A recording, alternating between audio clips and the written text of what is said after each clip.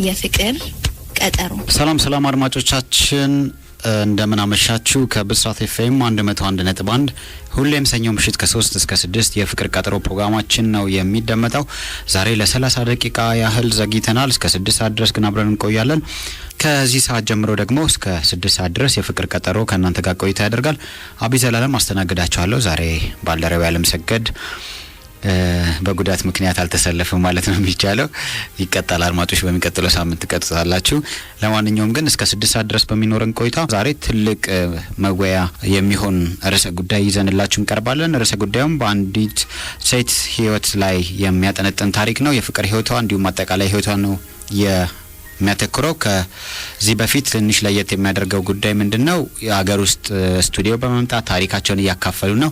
አሁን ደግሞ በመላው ዓለም በwww.bisratfm.com እንዲሁም ደግሞ የኛ ተባባሪ በሆነው በሳሙኤል መርሻ የዩቲዩብ ሊንካችን ላይ አድማጮች በመላው ዓለም ተሰሙታላችሁ ፕሮግራማችንን። ከዛ በኋላ ደግሞ መልሰው ለኛ ታሪኮቻቸውን ለሌላው መማሪያ እንዲሆን የሚያቀርቡ አሉ። ዛሬም ወደ ሩቅ ምስራቅ አካባቢ እንጓዝና የአንዲት ሴት ልጅን የፍቅር ታሪክ እንሰማለን ወደ በኋላ ላይ ማለት ነው። ከሊባኖስ ነው። እመቤት ትባላለች የአድማጫችን የዛሬው የዘውትር ሊባኖስ ያው ቤይሩት ማለት ነው። አድማጮቻችን ለበርካታ ጊዜ የፕሮግራማችን ተከታታይ ናት፣ ወዳጅም ናት።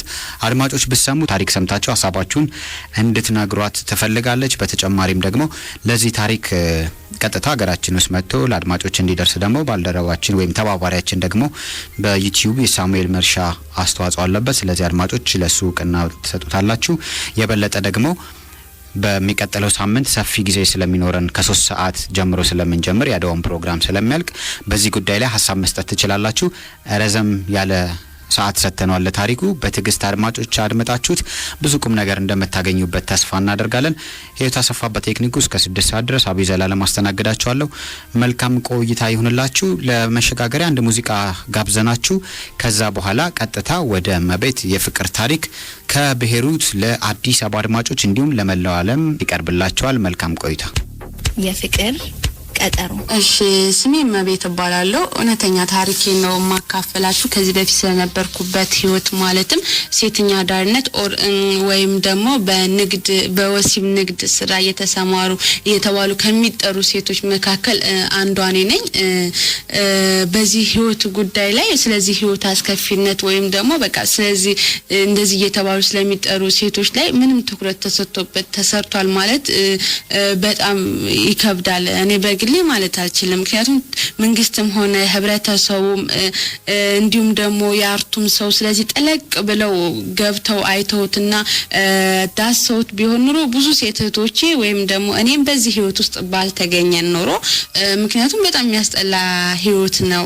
ስለዚህ ህይወት አስጠላነቱን ከኔ በላይ ማንም ሊያወራ አይችልም። ማለትም ለኔ ማንም ሊነግረኝ አልችልም። እኔ ገብቼ አይቼበታለሁ አስጠሊታነቱን፣ መጥፎነቱን፣ በጣም ብዙ ፈተናዎችን በጣም እጅግ በጣም ብዙ ውጣ ውረዶችን አሳልፌ ነው ከዚህ ህይወት በእግዚአብሔር እርዳታ የወጣሁት ማለት ነውና ብዙ ሴቶቼ አሁን በዚህ ህይወት ላይ ይገኛሉ። ምንም ትኩረት ተሰጥቶበት አልተሰራም። ህብረተሰቡ፣ መንግስት እንዲሁም የአርትም ሰው ጠለቅ ብሎ እስኪ ስለዚህ ጉዳይ ጥናት ያርጉና ስለዚህ ህይወት መጥፎነቱን ሌሎች ሴቶቻችን ወደዚህ ህይወት እንዳይገቡ ቢያንስ ትምህርት የሚያገኙትን መንገድ እንፍጠር። ምክንያቱም ስለ ብዙ ነገሮች ብዙ ነገር ተብሎ ህብረተሰብ፣ መንግስት፣ የአርት ሰው በጋራ ሆኖ ሰርቶ ለብዙዎቹ ነገሮች ብዙ መፍትሄ መፍጠር ችለናል። ስለዚህ ህይወት ጉዳይ ላይ ግን ብዙ መፍትሄ ተሰጥቶበታል ማለት አይቻልም። አንዳንዴ እኔ በፊልሙም ዙሪያ ያለው የሆነ ገረፍ ያለ ነገር ጠለቅ ብሎ ስለነዛ ሴቶች ያሳዩት ነገር የለም። ለምሳሌ ወይ ሴቷ ስታጭስ ወይ ስቅም ያ አይደለም ህይወቱ። ያ ብቻ አይደለም፣ ብዙ ፈተናዎች አሉት፣ ብዙ ውጣ ውረዶች አሉ። ሴቶቻችን ለምን ወደዛ ህይወት ገቡ?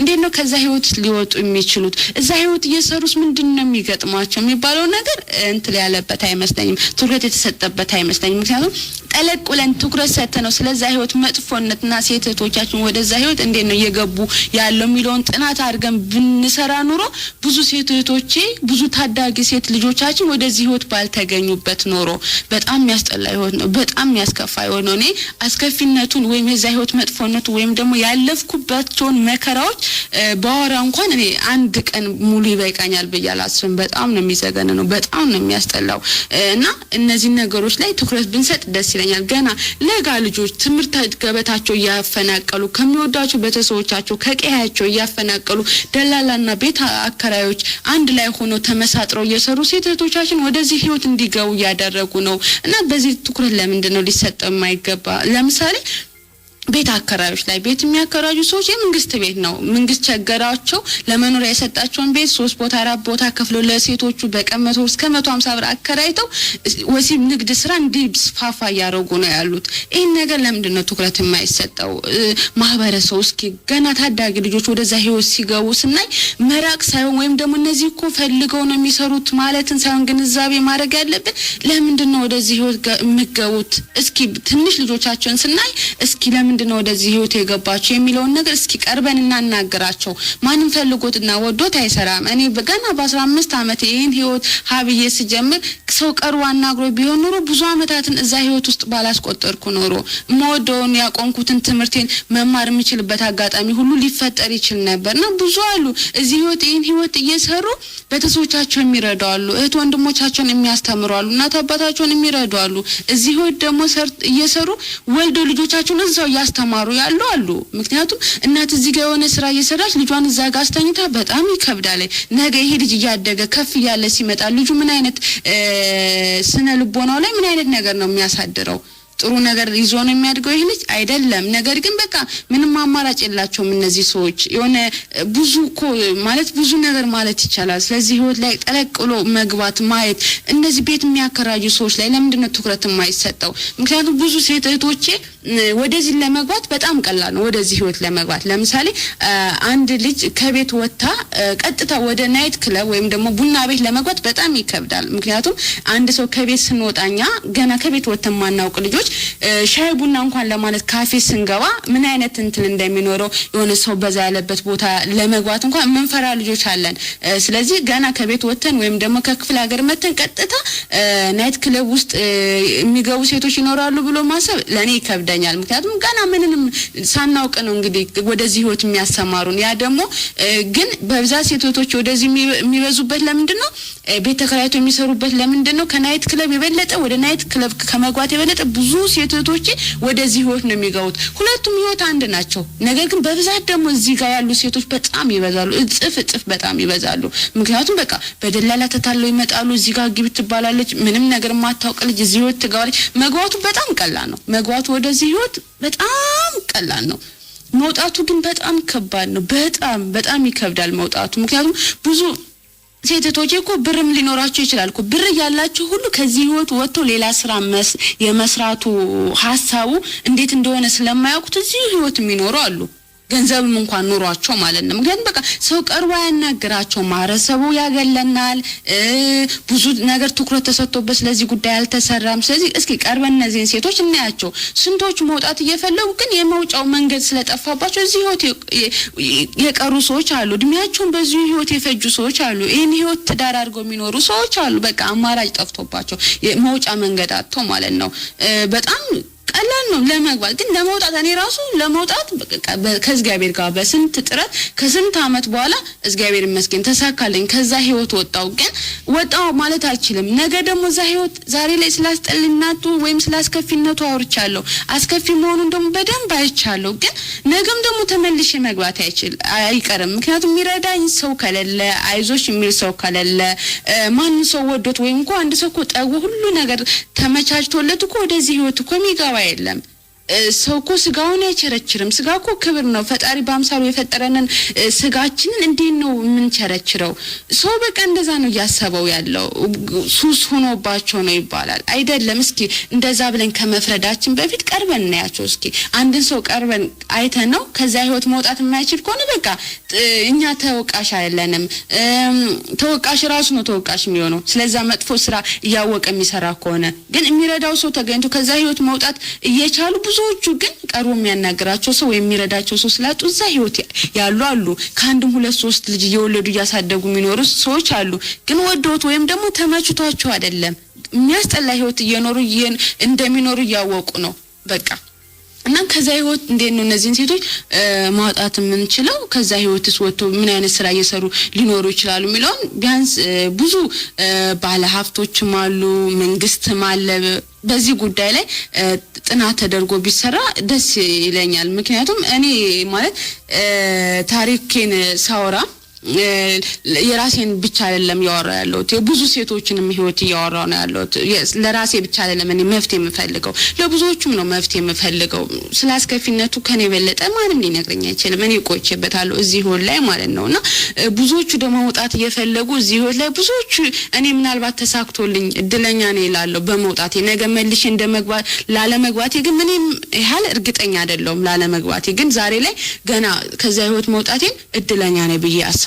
ብዙዎቹም ደግሞ የኔን እድል ማግኘት የሚፈልጋሉ ማለት በቃ ከዛ ህይወት መውጣት በቃ መንገዱን አንዴ በቃ እጃቸውን ጎቶ ከዛ ቦታ የሚያወጣቸው ሰው የሚፈልጉ ሰዎች አሉና እስኪ ቀርበን ቢያንስ እነዚህን ሰዎች ትኩረት ይሰጥበት መንግስት፣ ማህበረሰቡ ብዙ በቃ ስለዚህ ጉዳይ እኮ ብዙዎቻችን ማለት እንችላለን ማለት በቃ የኃላፊነት ሊሰማን ይችላል። ሴት ልጆቻችን ወደዚህ ህይወት እየገቡ ገና በለጋነታቸው ነገ ለሀገር ጠቃሚ ይሆናሉ የተባሉ ልጆች ከትምህርት ገበታቸው የተፈናቀሉ ወደዚህ ህይወት እየገቡ ነው ያሉት በደላላ ምክንያት ማለት ነውና በዚህ ጉዳይ ላይ በቃ ማህበረሰቡም በአካባቢያችሁ እንደዚህ አይነት የሚሰሩ ሴቶችን ስታዩ የሆነ ትኩረት አድርጉ መስራት ይችላሉ። ሙሉ አካል ያላቸው ሴቶች ናቸው እዚህ ህይወት የሚገኙትና ስንት ስራ መስራት እየቻሉ ለምን እዚህ ህይወት ይቀራሉ? ለምን እዚህ በሚያስጠላ ህይወት ውስጥ ለምን ይቀራሉ? እና ይሄን ነገር በቃ ትኩረት ቢሰጠው መንግስትም ሆነ ለእንደዚሁ ማህበረሰቡ በጣም ደስ ይለኛል። የፍቅር ቀጠሮ ይቅርታ እንግዲህ ያው ቀደም ሲል የተረጋጋ መንፈስ ውስጥኛ ያለን ሰዋራ የነበርኩት ይሄንን እድል ደግሞ ቅድሚያ ታሪኬን ለማውራት አልተጠቀምኩበትም። የተሰማኝን ስሜት ለመግለጽ ነው የተጠቀምኩበት። ምክንያቱም የሚያስጠላ ህይወት ስለሆነ ነው። የሚያስጠላ ህይወት መሆኑን ዛሬ ላይ ከዛ ህይወት ስወጣ አይደለም የተረዳሁት። እዛ ህይወት ያለውም አውቅ ነበር የሚያስጠላ ህይወት እንደሆነ ስላወቅኩም ነው በስንት ጥረት ራሴን ለማውጣት ጥረት ያደረኩት ማለት ነው። አሁን ግን ተረጋጋ መንፈስ ውስጥ ስላለው ወደ ታሪኬ መግባት እችላለሁ። ያው እንግዲህ ተወልጄ ያደኩት ክፍለ ሀገር ነው። የ7 አመት ልጅ ሆኜ ነው 92 ዓመተ ምህረት ፓኪስታን ማካይነት ወደ አዲስ አበባ የመጣሁት። ወደ አዲስ አበባ የመጣሁባቸው ሁለት ምክንያቶች አሉ። ማለትም በችግር ምናምን አልነበረም። ከመወዳቸው ቤተሰቦቼ ተለይቼ የመጣሁት እኔ ለቤተሰቦቼ ብቸኛና የመጨረሻ አንድ ሴት ልጅ ነኝ። የኔ ታላቆች ሁለት ወንድሞች አሉ። ዋነኛው ምክንያት ያው አክስቴ መሀን ነበረች። ሁለተኛው ነገር ደግሞ ቤተሰቦቼ እኔ የተሻለ ትምህርት እንዳገኝ ይፈልጉ ነበር። እንደገና ደግሞ ልጃችሁን ለልጃችን የሚለውን ባህላችን ያለ እድሜ ጋብቻንም ቤተሰቦቼ አይደግፉም ነበር። እኔ ሴት ብቸኛ ሴት እኔ እንደመሆኔ መጠን ለኔ የተሻለ ነገር ብቻ ቤተሰቦቼ ይመኙ ነበርና ምኞታቸው ደግሞ ተሳክቶላቸው እኔ ወደ አዲስ አበባ የሚሄድበት አጋጣሚ ተፈጠረ ማለት ነው። አዲስ አበባ አክስቴ ይዛይ ስትመጣ በጣም ደስ አለኝ። አዲስ አበባን ደስ በሚል ሁኔታ አገኘዋት ማለት ነው። ወዲያው ትምህርት ቤት አስገባችኝ አክስቴ። ያው ወንድሞቼ ፊደል ምናምን ያስቆጥሩኝ ነበርና አውቅ ነበር። ፈተና ተፈተንኩኝ። መስከረም ወር ነበር የመጣሁት። ወደ ትምህርት ገበታ አክስቴ አሰማራችኝ። ገጠር አቋርጬ የመጣሁት የልጅነት የቃቃ ጨዋታዬን እዚሁ አዲስ አበባ ሌሎች ጓደኞች አፍርቼ ቃቃዬን እየተጫወትኩኝ አዲስ አበባ ላይ እየበረኩኝ ማደግ ጀመርኩ ማለት ነው። ቤተሰቦቼ ክረምት ሲሆን እየመጡ ይጠይቁኛል። እናት አባቶቼ፣ ወንድሞቼ ምናምን ነገር ማለት ነው። አክስቴ ባለትዳር ናት። እንደዛ ያለ ህይወት ቀጠለ። በትምህርቴን ጎበዝ ተማሪ ነበር ብዬ ተማርኩኝ። አክስቴ ያልኳት አክስትነት ስሟ ስለሆነ ነው እንጂ ለኔ እናቴም ጭምር ናት። በጣም ነው የምወዳት፣ በጣም ነው እሷ የምትወደኝ። እንደውም እናትና አባቴ ሲመጡ እኛ ጋር ክረምት ጋር ሁሌ ነው የሚመጡት እናትና አባቴ ሲመጡ ለአክስቴ ግራ ይገባኝ ነበር ፍቅር ለመስጠት ማለትም ለእናቴ ያለኝ ፍቅር እደብቅ ነበር። ለእናቴ ደብቄ ለአክስቴ ነበር ፍቅሯን የምሰጠው። የልጅነትን ፍቅር የእናትነትን ፍቅር የማሳየው ለአክስቴ ነበር እና እናቴን ያስቸግራል ምክንያቱም አሁን እናቴ ስመጣ ወደ እናቴ ሆነ ልጥፍ ማለት ለሱ የሆነ ልጅ ስለሌላት የሚሰማ ስሜት ያለ መስሎ ይታየኛልና የእናቴንም ናፍቆት ሳልጠግብ ነው ያደግኩት። ቢሆንም እናቴ በመጣችበት አጋጣሚ ማክስቴ ወጣ ስትል የሆነ ሄጄ ከስሯ ውሽቅላለሁ እናቴ ስር ማለት ነው። የሆነ አክስቴ ስብሎ ወደ አክስቴ ምናምና ብቻ የሆነ ስሜቱ የሆነ ይከብድ ነበር። ግን ሁለቱንም እኩል አይነ ነበር እኔ ማያቸው ማለት ነው። እንደዛ ያልኩ አደኩኝ። ካክስቴ ጋር እናትም እህትም ጓደኛም ሆና አሳደገች ማለት ነው። ህይወት እየቀጠለ ያለ መሃል ላይ 98 ዓመተ ምህረት ባለቤቷ ሞተ ያክስቴ ማለት ነው። እኔ 6ኛ ክፍል ነበርኩኝ። ባለቤቷ ሲሞት አክስቴ የምትተዳደረው በባለቤቷ ደሞዝ ነበርና እኔም በጥሩ ሁኔታ ነበር ያስተማረችኝ የነበረው። ከዛ በቃ እኔን ትምህርቴን እስከምጨርስ ለማስተማር ደግሞ የሆነ ነገር መስራት አለባት እሷ። ምክንያቱም የራሷ የሆነ ስራ የላትና እንደ ሀሳብ መጣላት ቦታ ነበራት ትርፍ ቦታና ይሄን ቦታ ልሸጥ አስቤያለሁ አለችኝ አክስቴ ነው። እሺ አልኳት። ተስማማን ከኔ ጋር ቦታውን ሸጠች። ቦታውን ገዝቶ የገባው ሰውዬ በ30ዎቹ እድሜ ውስጥ የሚገኝ ጎለማሳ ነው። ቦታውን ወዲያው ገዛ። ወዲያው ቤት ሰራበት ሰውየው። ፋሚሊዎቹ ክፍለ ሀገር ነው ያሉት። እዚህ እህቱ ምናምን አለች። እህቱ ምናምን ትመጣል። ያን ከሰውየው ጋር በጣም እየተግባባን ሄድን ከዚህ ሰውዬ ጋር ማለት ነው። አልፎ ተርፎ አብሮ መብራት አብሮ መጠጣት ተጀመረ። በቃ ቤተሰብ ሆነ ማለት ነው። ሁለት በር ነው ያለው። በእኛ በኩል የሚያስገባ በርና በዛኛው በኩል ደግሞ መኪና የሚያስገባ ብረት በር አለው። ማንም ቤተሰብ የለውም እዚህ ማለት ነው። እህቱም ባለትዳርና ልጆች አላት። በሳምንት አንዴ ምናምን ነው የምትመጣው ማለት ነው። በሳምንት አንዴ መታ ልብስ አጥባለት ምናምን ነገር ቤት አጽድታለት ትሄዳለችና በአጋጣሚ ያው እኔም ከፍ ብዬ ነበር። የዛን ሰዓት እድሜ 13 ዓመት ሞልቶኛል። አንዳንድ ነገሮች መስራት እችል ነበር። የሱን ቤት ለምሳሌ በቃ እህቱ የምታጸዳውን እኔ ማጽዳት ጀመርኩ። ቤቱን ማስተካከል ጀመርኩኝ። አንዳንዴኛ ከስራ ሲመጣ ማታ ላይ ቡና አፍርተን ቤት ውስጥ እንጠብቀዋለን እኛ ቤት ውስጥ ማለት ነው። ያስጠናኛል አንዳንድ ነገሮችን። ብዙ መጽሐፎች አሉ እሱ ቤት አንዳንድ መጽሐፎችን ያመጣሁ አነባለሁ እላለሁ እያለ ይሄ ነገር እኛ ቤት ቡና መጠጣቱ አልፎ ተርፎ እሱ ቤትን እየገባው ቡና ለሱ ማፍላት ጀመርኩኝ እያለ በቃ እዚህ ደረጃ ደርሶ መጨረሻ ሰውየው ፊልድ ምናምን ይሄዳል የተለያዩ ቦታዎች እና ፊልድ ሲሄድ የተለያዩ ነገር ያመጣልናል። አልፎ ተርፎ የመብራት ውሃ ይከፍልልናል። አንዳንድ አስቤዛዎችን ይገዛልናል። በቃ እያለ ቀረቤታችን በጣም በቃ ተቀራረበ ከኛ ጋር ማለት ነው። ከሰውየው ጋር ያለን ቀረቤታ ከዛ ቁልፍ ተሰጠኝ የቤቱ ቁልፍ። ምክንያቱም ቤቱን እየገባሁ አጸዳለታለሁ። አንዳንዴ ቡና አፍልተን እሱ ቤት ውስጥ እንጠብቀዋለን ምናምን ነገር ቤተሰብ ሆነ። ቁልፍ ተሰጠኝ ለኔ በቃ እንደውቱ እኔ ማየት ጀመረ። እኔም እንደ ወንድሜ እሱ ማየት ጀመርና ሆቴል የሚበላይ ነበርልኝ። በቃ ምግብ እያበሰልን በስነ ስርዓት እንደ ቤተሰቦቹን ጠብቀዋለን። በጣም ተግባባን። ፊልድ በመሄድ ሰዓት እኔ እሱ ቤት ማደር ሁሉ ጀመርኩ እሱ በሌለበት ጊዜ። አልፎ ተርፎ ጓደኞቼን እሑድና ቅዳሜ ሲሆን እሱ ቤት ሻወር መጋበዝ ጀመርኩ። ቤቱ ትንሽ ኢየሱስ ጸዳ ያለ ነውና በቃ ደስ የሚል ቀረቤታ ፈጠርን ማለት ነው። ከዛ በመሃል እንደዚህ ያለን 98 ላይ ማለት ነው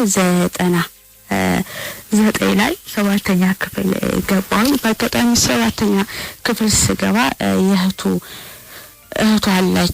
አለችው ብያለሁ። የእህቱ ልጅ ደግሞ እኛ ትምህርት ቤት ነው የሚማረው። እሱ 8ኛ ክፍል እኔ 7ኛ ክፍል። በአጋጣሚ ያው እኛ ትምህርት ቤት ነበር የሚማረው። ዝም ብለን እንግባባለን ከልጁ ጋርና በመሃል እዚህ አጎቱ ጋር ሲመጣም እንግባባለን። ሃይ ምናምን ነገር ይባላል። ልክ 7ኛ ክፍል ስገባ ያ ሃይ የሚባለው ነገር 14 ዓመቴ ነው ወደ ሌላ ነገር ተቀይሯል። እንግዲህ እኔ ለፍቅር ቸኩያለሁ። በ14 ዓመቴ ፍቅር ጀመርኩ ማለት ነው ከዛ ልጅ ጋር። ማንም ሰው አያውቅም የፍቅር ግንኙነታችን ማለት ነው። ቤተሰብ የኔን ቤተሰብ የሱን ቤተሰቦችም አያውቁም ፍቅር ግንኙነታችን። ከዛ በአጋጣሚ ይሄ የኛን ቤት ቦታ ገዝቶ የገባው ሰውዬ ቀረቤታችንን አክስቴን ወደዋለች። በቃ ተመችቷታል። የሚያደርግልን ነገሮች በእርግጥ በጣም የቤት የውሃ የመብራት ይከፍልልናል፣ የቤት አስቤዛ ይሸምትልናል። በቃ ማንም ሰው የማያደርገውን ነገር ነው ለኛ እያደረገልን ያለውና አክስቴ በቃ ተመችቷታልና ይሄን ቀረቤታ ማጠናከር ፈልጋለች በግሏ እሱም በግሉ ይህን ቀረቤታ ማጠናከር ፈልጓል ማለት ነው። ከዛ በቃ የነዚህ ቀረቤታ ደግሞ ዋና ሁለቱን የማቀረባቸው ደግሞ ዋና መንገድ ድልድዋ ደግሞ እኔ ነበርኩ ያ ማለትም አክስቴን ከሱ ጋር ማጋባት እሱም ደግሞ እኔ ማጋባት አስቧልና ሁለቱን ለግል ያሰቡትን ሐሳብ በጋራ አውርቶበት ተስማምቶበት ደምድሞ ጨርሰውታል ማለት ነው። እኔ ጉዳዩን አላውቅምና በቃ 8ኛ ክፍል ምናምን ትድረስ ትንሽ እድሜዋ 15 አመት እና ወደ 16 አመት እድሜዋ ይጓና በቃ ጉዳዩን እነግራታለሁ። ጉዳዩ ከአዲስ አበባ አልፎ ገጠር ተወርቷል። ለቤተሰቦች ተነግሯቸዋል። ጥሩ ባል ያውቁታል። በርግጥ ቤተሰቦች እንዳልኳችሁ ቀደም ሲል ከንት ሲሆን ይመጣሉ ብያለውና ያውቁታል። ልጁ በቃ ጥሩ ጸባይ ያለው ነው፣ የተማረ ነው፣ በገንዘብ ደረጃ ያለው ነውና ለቤተሰቦች በቃ እንደዚህ ሊያገባህ ነውና ብላ ነግራቸው በጣም ደስ ብሏቸዋል ቤተሰቦች በቃ ማለት ነው። የቀይ ልጃችን ሰርግልና ምና በቃ የሚለው ነገር አለ። ቤተሰቦችም ላንተ ክፉ ነገር አይመኝልህም ያው ጥሩ ነገር ነው ብሎ ስለሚያምኑ ነውና ደስ ብሏቸዋል። ከጥሩ ሰው ጋር ነው። ምክንያቱም አክስቴም ያሰበችልኝ ከጥሩ ሰው ጋር ነው፣ ከመጥፎ ሰው ጋር አላሰበችልኝ። በርግጥ ይከብዳል። እኔ በዛ እድሜ በ15 አመት እድሜ እኔም በእድሜ 20 አመት እና 15 አመት ወይም 30 አመት የሚበልጠኝ ሰው ማግባት ይከብዳል። ያ እሷን አላሰበችውም። አክስቴ ያው ጥሩ ነው ብላ ስላሰበች ነው ማለት ነው። በሰዓቱ ጥሩ ነው የሚለውን ሐሳቧን ባልቀበልም ዛሬ ላይ ግን ጥሩ ነው ብላ ስላሰበች ነው እላለሁ እኔ ማለት ነውና ከዛ በቃ 99 ላይ 8ኛ ክፍል ልገባ ነው። ክረምት ነው። ሰርቲፊኬት በሚሰጥበት ጊዜ አክስቴ መሸኛ ማውጣት አለብሽ አለች። ለምን መሸኛ ለምን ስላት በቃ ትምህርት ቤት መቀየር አለብሽ፣ የግል ትምህርት ቤት መማር አለብሽ ስትለኝ ለምን ለአንድ አመት ብዬ ለምንድነው የግል ትምህርት ቤት መማረው? ካሁን በኋላ እኮ ከአንድ አመት በኋላ ሃይስኩል ነው የምገባውና ለምን እቀይራለሁ? ሳይ በቃ ነገርኩሽ ትለኛለች። እንዴት እንደዚህ ይሆናል ከሚል ከብዙ ደቂቃ ክርክር በኋላ አክስቴ እውነቱን አፍረጥጣ ነገረች። እስከዛሬ ሁሉ ነገር የሚያደርግልን ለምን ይመስልሻል? እኔ አንቺን ለሱ እንደማጋባው እኮ ቃል ገብቼልን ነው አለች። ምን አልኳት? አዎ እንዴት ሊሆን ይችላል? አሁን ድጋሚ ጥያቄ መጠየቅ ጀመርኩ። ነገርሻለሁ ቤተሰቦቼ ይሄን ነገር ያውቃሉ? ሳቴ ወይ ቤተሰቦችሽ እኮ ቆዩ ጉዳዩን እነሱ አውቀው ለሀገር ምድሩ ሁሉ አሳውቀዋል ለሀገሬው ሰው አለች። በጣም በቃ በሰዓቱ የተሰማኝ ስሜት አላውቅም፣ ይከብዳል። በዛ እድሜ እኔ ጓደኛ አለኝ አልፈልግም ምናምን ብሎ ከአክስቴ ጋር መልስ መሰጣጠቱን እድሜም አይፈቅድም እና ግራ ገባኝ። በቃ ቤተሰቦቼን ማናገር ፈለኩ። ቀጥታ ስልክ ደወልኩ። እሷ አጠገቤ ነበረች አክስቴ ማለት ነው። ጉዳዩን እኔ ለአባቴ ቅርብ ነኝ፣ አባቴ ለኔ ቅርብ ነው። ምክንያቱም ብዙ ሰዎች እንዴ ከእናት ከአባቴ ሲሉኝ አባቴን ያስቀድማለሁ።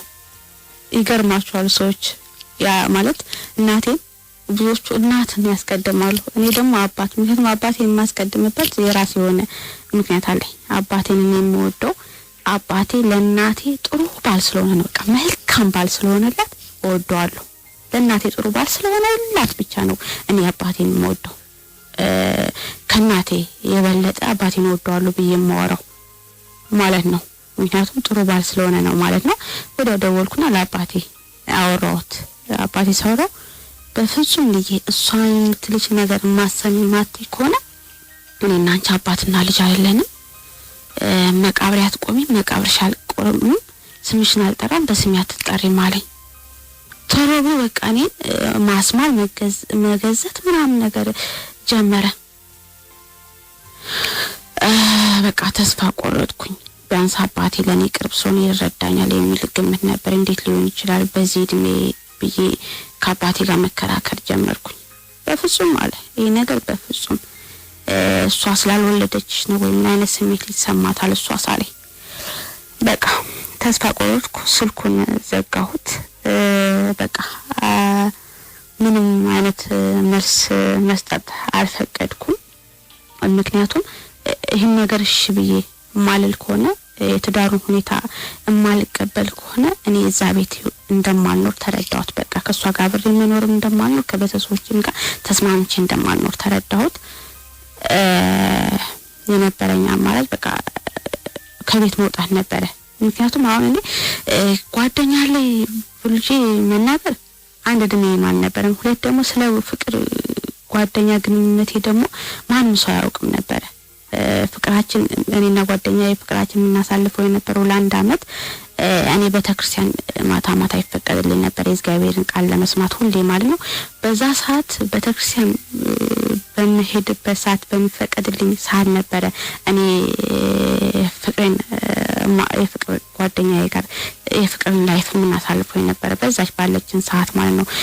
ከዛ ውጪ ደግሞ አጎቱ ፊልድ ሲወጣ ቅድም እንደተናገርኩት ሁለት በር ነው ያለው። በዛኛው በር በኩል እሱ ይገባልና እኔ በብዛት አጎቱ ቤት አልጠፋም። ምክንያቱም ለማጥናት እሱ ቤት በጣም ነው የሚመቸኝ። የተለያዩ መጽሐፎች አሉት። ሁለተኛ ነገር ደግሞ አክስቴ ቤት እንግዳ ምናምን ነገር ስለሚበዛ በብዛት በቃ እሱ ቤት ለማጥናት ይመቸኛልና እሱ አጎቱ ፊልድ ሲወጣ እሱም ያውቃልና በዛኛው በር ገብቶ እኔ የፍቅር ጥናትና አጠና ነበር አብሬ ማለት ነው። እዛ ጥናቱን ትቼ ማለት ነውና በእንደዚህ አይነት ላይፍ ውስጥ ነበር ፍቅርን ሳሳልፍ የነበረውና በቃ የነበረኝ አማራጭ ከቤት መጥፋት ነበረ።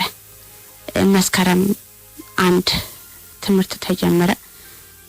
አዲስ ዩኒፎርም፣ አዲስ ደብተር፣ አዲስ ቦርሳ ተገዝቶልኛል። አዲስ ትምህርት ቤት በየወሩ የተከፈለ መማርበት ትምህርት ቤት ተመዝግቤያለሁ። አክስቴ ቀደም ሲል እንደተናገርኩት ጥሩ አክስት ነው ያለችኝ እና ሁሌ ትምህርት ቤት ሲሄድ ብር ይሰጠኛል። ለምሳሌ ምሳ ይዘህ ትሄዳለህ፣ እኔ ምሳን ተቋጥሮልኝ ብር ይሰጠኛል አንዳንድ ነገር እየተባለ ማለትና የዛ ሰዓትም ያው መስከረም 1 ትምህርት እንደመከፈቱ መጠን ያው ምሳ ተይዞ ባይኬድም ሳንቲም ተሰጥቶኛል ማለት ነው። ያቺ በተሰጠችኝ ሳንቲም ዩኒፎርሜን ለብሼ ቀጥታ አውቶቡስ ተራ የዛን ሰዓት 50 ሳንቲም ነው 25 ሳንቲም መሰለኝ 2000 ዓመተ ምህረት ባስ ተሳፍሬ አውቶቡስ ተራ በቃ ህይወትን ለመጀመር ምክንያቱም በቃ ሰው ቤት ለመግባት አሰብኩኝ። በቃ ሰው ቤት እየሰራሁ ትምህርቴን ለምን አልማርም አልኩኝ። ራሴን እንደ ጀግና ሴት ቆጠርኩና ማለት ነው። ቀጥታ አውቶቡስ ተራ ደላላ ጋር ሄድኩኝ። ደላላ ዩኒፎርሜን ከስር ሌላ ልብስ ለብሼ ስለነበረ ዩኒፎርሜን አውልቄ በፌስታል አደረኩት ማለት ነው። ከዛ ደላላ ጋር ሄድኩኝ። ሰው ቤት ስራ ፈልጌ ነው አልኩትኝ። ስቻልሽ ሙያ ሲለኝ አዎ አልኩትኝ። ከዛ የሆነ ሴትዮ መጣች አናገረች። ሙያ ትቻለሽ መስራት በጣም ሙያ እችላለሁ ምናምን ነገር አልኳትኝ። ከዛ ደሞዝ ምናምን ተነጋገርን። ረስቼዋለሁ ደሞዙ ስንት እንደሆነ። ተያዣለሽ አለች። ተያዥ የለኝም አልኳትኝ። ከዛ እንዴት ዘመድ የለሽም እንዴ ስትለኝ ዘመድ ነበሩኝ፣ ግን ዘመዶቼ ክፉ ነበሩ። ከገጠር አስተምርሻለሁ ብለው አምጥተው እኔን እነሱን ስራ ምናምን ሲያሰሩኝ በአጋጣሚ ተጣልቼ ከነሱ ጋር ወጣሁ አልኳትኝ። ከዛ ስላተኝ መታወቂያ ምናምን አለች። ኧረ እኔ የለኝም አልኳትኝ። ታዲያ እንዴት ልቀጥርሽ እችላለሁ አለችኝ። ጥላኝ ሄደች። ከዛ ደላላው ቀርቦ አናገረኝ። ዘመድ የለችም ሲለኝ ዘመድ የለኝም ምናምን ነገር ባከ ዘመዶች ጋር ተጣልቼ ነው የወጣሁትና ተያዥ ሊሆኑልኝ አይችሉም ስለው ታዲያ ለምን ሻይ ቤት ምናምን አትገቢም ማለት ስለው ሻይ ቤት በቃ እኮ ሻይ ቤት እኮ ተያዥ ምናምን ነገር አይፈልግም። ትምህርት ተምረሻል ሂሳብ ምናምን ትችያለሽ ሲለኝ አዎ እችላለሁ አልኩት። በቃ ሻይ ቤት ግቢ ምናምን አለኝ። የሆነ ሴቱ እየመጣች ከሷ ጋር አያይዞ ከዛ ሴትዮ ጋር ላከኝ። የሰፈር ተወሰደኝ በየትኛው በኩል አርጋ ተወሰደኝ በየትኛው ብቻ አላውቅም። ታክሲ ውስጥ ገባን። ይዛኝ ሄደች። ልክ እዛ ሄዳ የሆነ ቤት ውስጥ ከፍታ አስገባችኝ። ጠባብ ቤት ናት። አንድ አልጋ አለ፣ ስኒ ረከቦት አለ፣ ማስታጠቢያ፣ ባሊ በቃ እንደዚህ እቃዎች የሆነ ተሟላ የቤት እቃዎች ማለት ባትችልም ብቻ ለጊዜው አስፈላጊ የሆኑት ነገሮች ያሉበት ጠባብ ቤት ውስጥ የሆነ ብር ሰጠችኝ ቡና ምናምን ገዛስተሽ አፊ ምናምን ብላ አይዞሽ እሺ ምናምን ነገር ብላ ጥላኝ ወጣ ሄደች። ግራ ገባኝ ምንድነው ምናምን ነገር ብዬ ከራሴ ጋር እዛ ቤት ውስጥ ቁጭ ብዬ ተከራከርኩ ያለው ፊት ለፊቴ የሆነ ኮሜዲ ነው አለ ትንሽ የኮሜዲ እዛ ላይ ምን አየሁ ኮንዶም አየሁ። በቃ ይሄን ማስጠላ ህይወት ውስጥ እንደገባሁበት አወኩኝ። በቃ የት ብዬ ልሂድ የመጣሁበት መንገድ ቤቱ ጋር ይሁን በቤቱ ጋር ይሁን እኔ አላውቅም። ለስሙ አዲስ አበባን በልጅነቴ መጥቻ አድጌባታለሁ ግን እንደዚህ የመውጣት እድሉ የለኝም ነበር። ወጣ ብሎ ሀብቶች ተራን በስም ነው እንጂ ራሱ እኔ አላውቀውም ማለት ነውና በጣም ግራ ገባኝ። የፍቅር ቀጠሮ ምን ልበል ተብላ ጮህ ነገር በቃ ከራሴ ጋር መመካከል ጀመርኩ። በቃ ይሄ የሚያስጠላ ህይወት ውስጥ እንዳለው ነው ቀኔ ለስራው አዲስ መሆን የለብኝ። በቃ ስራውን እንደሚያውቅ ሰው ነው መሆን ያለብኝ ምናምን ብዬ ቆራጥ ሴቱኝ ተነሳው ማለት ነው። ከዛ በሰጠችኝ ብር ቡና ምናምን ነገር ለመገዛዛት ወደ ሱቅ ለመውጣት አሰብኩና ልክ ወደ ሱቅ የሆነ ካጠገብ የሆነ ቤት አለና እዛ ቤት የሆነች ቀይ ሴትዮ በእድሜ ገፋ የምትል ሴትዮ ወጣ ክሰል ያያያች ነበርና የተያያዘውን ክሰል ወደ ቤቷ ይዛ ለመግባት ልክ ከዛ ቤት ስትወጣ አይም ላይን ከሴትዮዋ ጋር ተያያየን። እኔ ስናቱ ሰላም ነሽ ምናምን ብላ ሞቅ ያለ ሰላምታ ሰጠች። ታና ምናምን ነገር ያልኳት ወይ አዲስ ነሽ አዲስ መተሽ ነው ምናምን ስትለኝ አዎ ስላቴ ሴትዮዋ ለሰፈሩ በጣም የቆየች ናትና ለዛ ነው ሴቶች ሲወጡ ሲገቡ ስለምታውቅ ነው አዲስ ሴት መሆኑን ያወቀችው መሰለኝና ቡና ልታፈይ ነው ክሰል እሳት ፈልገሽ ነው ስትለኝ አዎ ስላቴ እኔ ቡና ያፈላው ነው የኔን ቡና ጠጥተሽ ታፈያለሽ አለች። ወይ ደስ አለኝ። ቤቴን ዘጋ አረኩትና ሄድኩኝ ቤቷ ማለት ነው። አርጋ ቡና ቀራርባለች። አዲስ ነሽ ወይ ምናምን ስትለኝ አዎ አዲስ ነኝ ምናምን ልጅ እኮ ነሽ ለምን ወደዚህ ህይወት ገባሽ ምናምን ማለት ጀመረች እያለች አንዳንድ ነገሮችን እየተጫወተ እኔም አንቺስ እንዴት ወደዚህ ህይወት ገባሽ ምናምን ያልኩ ጥያቄን እየጠየቅኩ ያላት ሁለት ልጆች እንዳሏት አንድ የ9 አመት ልጅና አንድ ደግሞ በኔ እድሜ ውስጥ የሚገኝ ጎልማሳ ልጅ እንዳላትና ሁለቱንም እያስተማረች እዚህ ህይወት እንደምትኖር ነገረች። ወደዚህ ህይወት የገባችውን ጨዋታዋን ቀጠለችልኝ። ገጠር እናት አባቴ ድል ባለ ሰርግ ነው የዳሩኝ በልጅነቴ። ያገባሁት ባል ደግሞ ልጅ ከወለድኩ በኋላ ጥሎኝ ዘመቻ ሄደ። ከዛም በኋላ በቃ ህይወት ብቻዬን ሲከብደኝ ወደ አዲስ አበባ መጣሁ። አዲስ አበባ መጥቼ ሰው ቤት ሰርቼ ልጅን ለማሳደግ ጥረት ሳደርግ እንዳሰብኩት አልሆነም አልመቻለኝ። የሰው ቤት ስራ ከልጄ ጋራና ወደዚህ ህይወት ገባሁ። እኛው ደግሞ እዚህ ህይወት ውስጥ ያለው ነው የወለድኩት እያለች ጨዋታዋን ቀጠለችልኝ ከዚህ ሴትዮ ጋር ማለት ነው። ከዚህ ሴትዮ ጋር ሞቃና የደራ ጨዋታ ይዘናል። አሁንም ጥያቄን ቀጠልኩ። ለሴትዮዋ በሰዓቱ ጋዜጠኛ ነው ሆንኩባት እና ታዲያ ይህን ስራ ስሰሪ ልጆችሽን የት እያደረግሽ ነው አልኳት።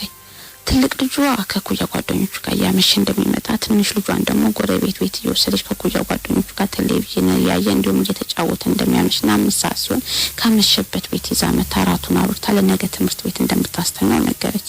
ጧት ላይ ለሁለቱም ልጆቿ ቁርስ አዘጋጅታ ከእንቅልፋቸው ቀስቅሳ ቁርሳቸውን አብልታ ወደ ትምህርት ቤት እንደምታሰማራቸው ነገረች። ምስኪን አልኳ አሳዘነች። ለነገሩ እኔ ማሳዝናለሁ። በመሃል ሶስተኛው ቡናችን አከተመና እዝጌር ይስጥልኝ ብዬ እኔም ወደ ቤት ሄድኩኝ። መስከረም 2000 ዓመተ ምህረት ገና በ15 ዓመት የሚያስጠላ የህይወትን ታሪክ ሀብዬ የጀመርኩበት ቀን ነው። በማግስቱ ከሴትዮዋ ጋር በድጋሚ እንዴት አደርሽ በሚል እግዚአብሔር ሰላምታ ተለዋውጠን ተገናኘን። እሷ በጧት ነው የምትነሳ ልጆቿን ትምህርት ቤት ለመሸኘት፣ እኔ አርፍጄ ነው የምነሳው። በጣም ምትገርም ሴትዮ ናት። ከሌሎቹ ሴቶች እሷ ለየት ትል ነበረ። ብዙ ሴቶች ቤታቸውን ዘግተው ይቅማሉ፣ ያጨሳሉ። ሴትዮ ደግሞ አቅም ማታጨስም። ሌላው ደግሞ ከሌሎች ሴቶቹ ለየት የሚያደርጋት ሁሉም ያከባቢው ሰው ከሷ ጋር በጣም ይግባባሉ። ስሟን እየጠሩ ሰላምታ ይሰጧታል። አላፊው አግዳሚው የሰፈሩ ሰው ለካ እንደዚህ ሰው እንዲወዳት ያደረጋት አንድ ምስጢር ነበረ። በልጆቿ የተነሳ ነው ለካ ሰው የሚወዳት። አይገርም? ልጅ ለካ ያስከብራል። ሌሎቹን ሰው አይደለም በስማቸው ጠርቶ እንደምን አደራችሁ እንኳን የሚለን የለም ከኔ ጀምሮ። የሷ ደግሞ በጣም ይገርም ነበር። ሁሉም ሃይ ሃይ ይሏን ነበር። ያን ከዚህ ሴትዮ ጋር እኔም ተግባብቻለሁ። ከሌሎቹ ሴቶች የበለጠ ከዚህ ሴትዮ ጋር ነው ወዲያው የተግባባሁት። ከመግባባትም አልፎ ብዙ ነገሮችን ተጫውተናል። ይህ ቡና መጠጣታችን ከለት ወደ ለት ቀጥሏል። ቀናቶችን አስቆጠርን። 4 ቀናቶችን ከዚህ ህይወት ከገባው ድፍን 4 ቀኖችን እኔ ማስቆጥሬያለሁ። በአራተኛው ቀን ቡና ተጠራሁን። በተለመደው ሰዓት እንደተለመደው ቤቷ ቡና ለመጠጣት ሴትዮዋን ብቻዋን አላገኘኋትም ነበረ። 2 ልጆቿ አጠገቧ ነበሩ። በጣም ደነገጥኩኝ። ልጆቿን አይቻቸው አላውቅም። ምክንያቱም ጧት ትምህርት ቤት እኔ በተኛውበት ነው የሚሄዱት። ሲመጡም የመገናኘት እድል የለንም። ማታም ካመሹበት ሲመጡም አላያቸውም ነበርና በአራተኛው ቀን ልጆቿን ሳያቸው ደነገጥኩኝ። ሰላምታ ተለዋወጥን። መጀመሪያ ከትንሹ ልጅ ጋር ተዋወቅኩኝ። ትልቅየዋን ልጅ ቀጥዬ ስተዋወቀው ገና እጄን ዘርግቼ ሰላም ሳልለው የሆነ ነገር ሳየው ድንግጥ አልኩ፣ ነዘረኝ። ድንጋጤን ለኔ ብቻ ነው ደብቄ ያዝኩት። ለማንም ማሳወቅ አልፈለኩም። እንደምንም ብዬ ሰላም አልኩት። እሱም ሰላም አለኝ። ከእግር እስከ ራሱ አየሁት። በጣም ይገርማል። የሷ ልጅ መሆኑን ተጠራጠርኩት። ከለበሰው ልብስ ካረገው ጫማ ማመን ከበደኝ። ትልቁን አይቼ ትንሹንም ሳይ እንደዛው ነው። የምትገርም ናት። በዚህ መካከል ጨዋታ ተጀመረ። ተጫወትን። ለካ እኔ ብቻ አልነበርኩም የደነገጥኩት። እኔ ሳላየው ከኔ በፊት ልጁ አይቶኝ ለካ ደንግጦ ድንጋጤውን እንደኔ ደብቆ አልያዘም። ለእናቱ ነግሯት ነበረ። ነገረች ወዲያውኑ እናቱ። ልጅ ኳይቶሽ ልጅ አዲስ አበባ ልጅ ናት ወይስ የክፍለ ሀገር ልጅ ናት ብሎ እኮ ጠይቆኝ ነበር አለች። አልኳት ሳቅ ብዬ። እንደተለመደው 3ኛ ቡና አለቀ። እግዜር ይስጥልኝ ብዬ ወጣሁ ከዛ ቤት። በማግስቱ አሁንም ግንኙነታችን ቀጥሏል። እንደሌላ ጊዜ እናትየዋ ብቻ አይደለችም ሰላምታ የሰጠችኝ። በማግስቱ ልጆቹም ሰላምታ ሰጡኝ። ደስ አለኝ። ተግባባሁኝ። ከልጆቿ ጋር በጣም ተግባባሁኝ። አውሶ ከትልቅየው ጋር በእድሜ እኩያዎች ነን። ተግባባን። ጨዋታችን ወደ ቀልድ እያለ በጣም እየተግባባን መጣን። ሰፈሩን እኔም ስለማላውቀው ሰፈሩን አንዳንድ ነገሮችን ሱቆችን ለማሳየት አብሮኝ ይዞኝ ይወጣል። ሰፈሩን አስጎበኘኝ። ሰፈር ልጆች ሰላም ሲሉት ሚስቴ ናት ማለት ጀመረ እንደ ቀልድ እየሳቀ። እኔም አብሬው ስቅ ነበረ። እንደዛ ያልኩ ከቀናት ከሳምንት ወራትን አስቆጠርኩኝ። ይሄ ልጅ ጋር እናቱን ብቻ አይደለም ይሄ ልጅ እኔንም አስከበረኝ። እኔም ሁሉም የሰፈሩ ሰው ሰላም እንዲሉኝ አስደረገኝ። የእግዚአብሔርን ሰላምታ እንዲሰጡኝ አስደረገኝ ይሄ ልጅ ማለት ነው። ያን ከዚህ ልጅ ጋር ከእናቱም ጋር ከሰፈሩም ሰው ጋር እየተግባባሁ ህይወትን እዚህ ህይወት ውስጥ እየቀጠልኩ ነው። ወራት 2 ወር 3 ወር እያለ አስቆጠርን። እኔ ያህል ጊዜ ስንጓዝ ከልጁ ጋር ምንም አይነት ነገር የለም ከጨዋታ ከሳቅ በስተቀር ማለት ነው። ጧት ሲያገኝ እንዴት አደርሽ ትንሹም ትልቁም ማታ ካመሸበት አምሽቶ ሲገባ ወደ እናቱ ቤት ሲገባ ሰላምታ ሰጥቶኝ ነው የሚገባው። ሁሌ ሰላም ሳይለኝ አይገባም። ሲበሉም ከቡና አልፎ ሲበሉም ምሳ እንብላ እያሉ መጥራት ጀመሩ። ደስ አለኝ። በቃ ከነዚህ ሰዎች ጋር በጣም በተሰብኛለሁ እኔ ማለት ነው። ሴትዮዋ አብሶ ደስ ትላለች። እናት ናት። ለልጆቿ ብቻ አልነበረም እናትነቷ፣ ለእኔም እናት ሆናኝ ነበረ። በመሀከል ከልጁ ጋር ልጁ ደስ ይላል። በቃ ሙድ የገባው ነው። ትሪፕ ያደረገኝ ነበረ። ስለገባውበት ህይወት ምንም አይነት ጥያቄ አይጠይቀኝም። ምንም ነገር አይለኝም። ግን ወደ ሱስ እንዳልገባ ይመክረኝ ነበር። ምንም አይነት ሱስ አላውቅም። ደግሞ ሲጀመር እኔና እንደ ሌሎቹ ሴቶች ሱስ ውስጥ እንዳልገባ ይነግረኛል። እናቱ ሱስ ውስጥ እንዳትገባና ከሱስ ውስጥ እንድትወጣ ያደረጋት እሱ እንደሆነ ነግራኛለች እናቱ። እና እኔም እሺ ብዬው ሰማሁት። ምክሩን ተቀበልኩት። ምንም እኩያዬ ቢሆንም አልናቅኩትም። ምክሩን ተቀብዬዋለሁ። የተለያየ ቦታ ይዞኝ ይሄዳል። ስራ ሰዓት እስከሚደርስ ሲሆን ባላ ሲኖር ቤተክርስቲያን ይዞኝ ይሄዳል። ሲኒማ ቤት ይዞኝ ይሄዳል። ፊልም ቲያትር ይጋብዘኛል። በነገራችን ላይ ሲኒማ ቤት ፊልም ለመጀመሪያ ጊዜ ነው ከወንድ ጋር ስገባ።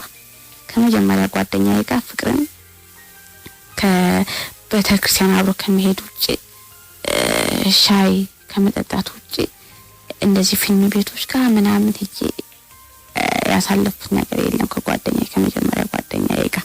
ከዚህኛው ጋር ግን ጠለቅ ያለ በፍቅር ደረጃ ሳይሆን በወንድምነት ደረጃ ተዋውቂ ብዙ ነገሮችን እያደረገልኝ ነው፣ እያዝናናኝ ነው፣ ትሪፕ ያደርገኛል። በቃ ይዞኝ ማይሄድ ቦታ የለም። መንገድ ላይ ፋንዲሻም ይሁን ቺፕስም ይሁን የሆነ ነገር እየገዛ ብቻ በቃ በትንሽዬ ነገር እኔን ያዝናናኝ ነበር።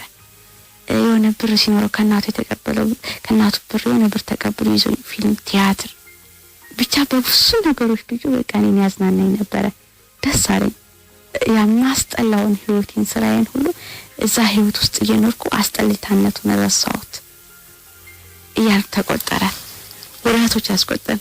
6 ወራቶች ተጓዙ። እሱም የቀልድ ላገኘው ሁሉ ሚስቴና ሲል እኔም ስስቅ እሱም ሲስቅ በቃ ፍቅራችን ደስ በሚል ሁኔታ በእህትና በወንድምነት በዚህ መልኩ ቀጠለ። 6 ወራት ካስቆጠርን በኋላ በቃ ተቀይሯል ታሪክ። እኔ 6 ወራት ከተቆጠሩ በኋላ ታሪክ እንደተቀየረ ያወቅኩት። ለካ በሱ በኩል ታሪክ ተቀይሯል። ማለትም እኔና እሱ የነበረን የእህትና የወንድምነት ግንኙነታችን ለጓደኞቹ የውሸት ሚስቴ ናት የሚለው ቃላቶች በጠቅላላ በሱ በኩል የእውነት ከጊዜ በኋላ የእውነት ሆነው ለካ ተገልብጠዋል። ከተገለበጡ 6 ወራቶችን ሲያስቆጥሩ ግን በቃ ከውስጡ የነበረውን ነገር ባንደበቱ አውጥቶ ለኔ መንገድ ግን ከብዶታል። ለነገሩ እስከሚነግረኝ መጠበቅ አልነበረብኝም። እኔ የሚያረጋቸው ነገሮች በጠቅላላ ለኔ ከቃላት በላይ ይገልጹ ነበር ፍቅሩን ማለት ነው። ለኔ የነበረው ክብር በመሃል እነዛ 6 ወራቶችን ስናስቆጥር የሚመጡ ያለፉ አመት ባሎች ነበሩ። በእነዛ አመት ባሎች ውስጥ ለኔ የሚሰጠኝ ስጦታዎች፣ ፖስት ካርዶች ምናምን ነገር በቃ ከቃላት በላይ የሚያደርግልኝ ነገሮች ፍቅሩን ይገልጹ ነበር። እኔ በቃ እዛ ጋር ረስቼ የመጣሁትን የፍቅር ታሪክ ረስቻለሁ። ቤተሰቦቼን አስረስቶኛል። በቃ እዚህ ህይወት ገብቼ የህይወትን መጥፎነትንም ረስቻለሁ። በሱ በሚያሳየኝ ጥሩ ነገር እናቱ ጋር ባለው ፍቅር በቃ ከአካባቢው ሰዎች ጋር በሱ የተነሳ ከሰዎች ጋር መግባባት ብዙ ነገሮችን እንደራስ አድርጎኛልና ከሱ በቃ ቃላት አያስፈልጉም ነበር። እኔ ቀድሜው መረዳት ሁሉ እችል ነበር ማለት ነው። ነገር ግን በእኔ በኩል ደግሞ ሌላ አመለካከት ነበር፣ የትና የወንድምነት አመለካከት ነበር ማለት ነው። በቃ ልጁ ፍቅሩን ለመግለጽ ለመንገር ብዙ ነገሮችን ያደርግ ነበር። ለምሳሌ ደብዳቤ ይጽፋል፣ ለመስጠት ለኔ ይፈራይና ይጥለዋል። አጠገቤ ሲደርስ የሆነ ነገር ሊነግረኝ እየፈለገ ይፈራል። የሆነ ጊዜ በህይወቴ የማረሳው እቤቴ ቡና ምናምን ሳፈላ ከናቱ ጋር አብሮ እየመጣ ገብቶ መጠጣት ጀመረ። ከጓደኞቹ ጋር አብሮ መምጣት ጀመረና ትራሴ ላይ ልብ ቅርጽና አይ ላቭ ዩ ብሎ ጽፎበት ወጣ እና ልክ ሲወጣ ትራሴ ላይ ተጽፎ አገኘሁትና እሱ ነው ብዬ አልገመትኩም። ምክንያቱም ከጓደኞቹ ጋር ስለነበረ ከጓደኞቹ መካከል አንዱ ይሆናል የሚል ግምት ነበረኝና በቃ ብዙም ቦታ አልሰጠሁትም። ከዛ እንዴ አየሁትና በማግስቱ ሲመጣ አልጋው ላይ ቁጭ አለና ትራሱን ታቀፈውና ወይኔ ሲያምር ይሄ ነገር እንዴ ማን ይጻፈው ምናምን ምን አውቃለሁ ምናምን ነገር አልኩተኝ ማለት ነው። ከዛ መጨረሻ ላይ ከጊዜ በኋላ በቃ ይሄ ሌላ ጊዜ ሰላም እያለኝ ነው የሚገባው ወደ ቤቱ። ከየት ማምሽቶ መጥቶ ሰላም ሳለኝ ወደ እናቱ ቤት አይገባም። ከሰላምታ የተለየ ከሌላው ጊዜ ደግሞ ቁሞ ማዋራት ጀመረ። ብዙ ሰዓቶች በቃ መሟዘዝ ጀመረ። ግራ ገባኝ። እናት በጣም የሱ እናት ደግሞ ትለያለች። ልክ ድምፁ ስትሰማ በሩን ትከፍታለች ቤቷንና በሩን ትከፍትና ብዙ ሰዓት ከኔ ጋር ያወራል። አረ ግባ እባክህ ብርድ ላይ አትቁም ትለዋለች እናቱ ማለት ነው። ከዛ ደህና ደሪ ብሎኝ ይገባል እያለ በዚህ ሁኔታ አሁንም ደግሞ እንደተለመደው በዛ ሰዓት ወደ ቤቱ ሲገባ ከሰላምታ አልፎ ደግሞ ቁሞ ከማውራትም አልፎ ማንጎራጎር ጀመረ። አንተ ልጅ በትርፍ ሰዓትም ድምጻዊ ነህ እንዴ? በዚህ ድምጽማ በቃ ወሽራተን ወይ ጊዩን መስፈን ያለበት ምናምን ያልኩ ተቀላለደዋለሁ። ልጅ በቃ ሙድ የገባው ነው ለጨዋታና በተደጋጋሚ የጥበብ ወርቅ ዘፈን ይዘፍን ነበር። ዝም ማለት ይቀናኛል የሚለውን ዘፈን ማለት ነው። ይሄ ዘፈን ያወቅኩት ራሱ በሱ ነው። ጥበበ ወርቅ የመዝፈኑ ራሱ ሰምቼው አላውቅም። እሱ ሲዘፍነው ነው ይሄን ዘፈን የጥበበ ወርቅ እንደሆነ ያወቅኩት ማለት ነውና ያን ዘፈን በተደጋጋሚ ይዘፍናል። ከዛ ግራ ገባኝ።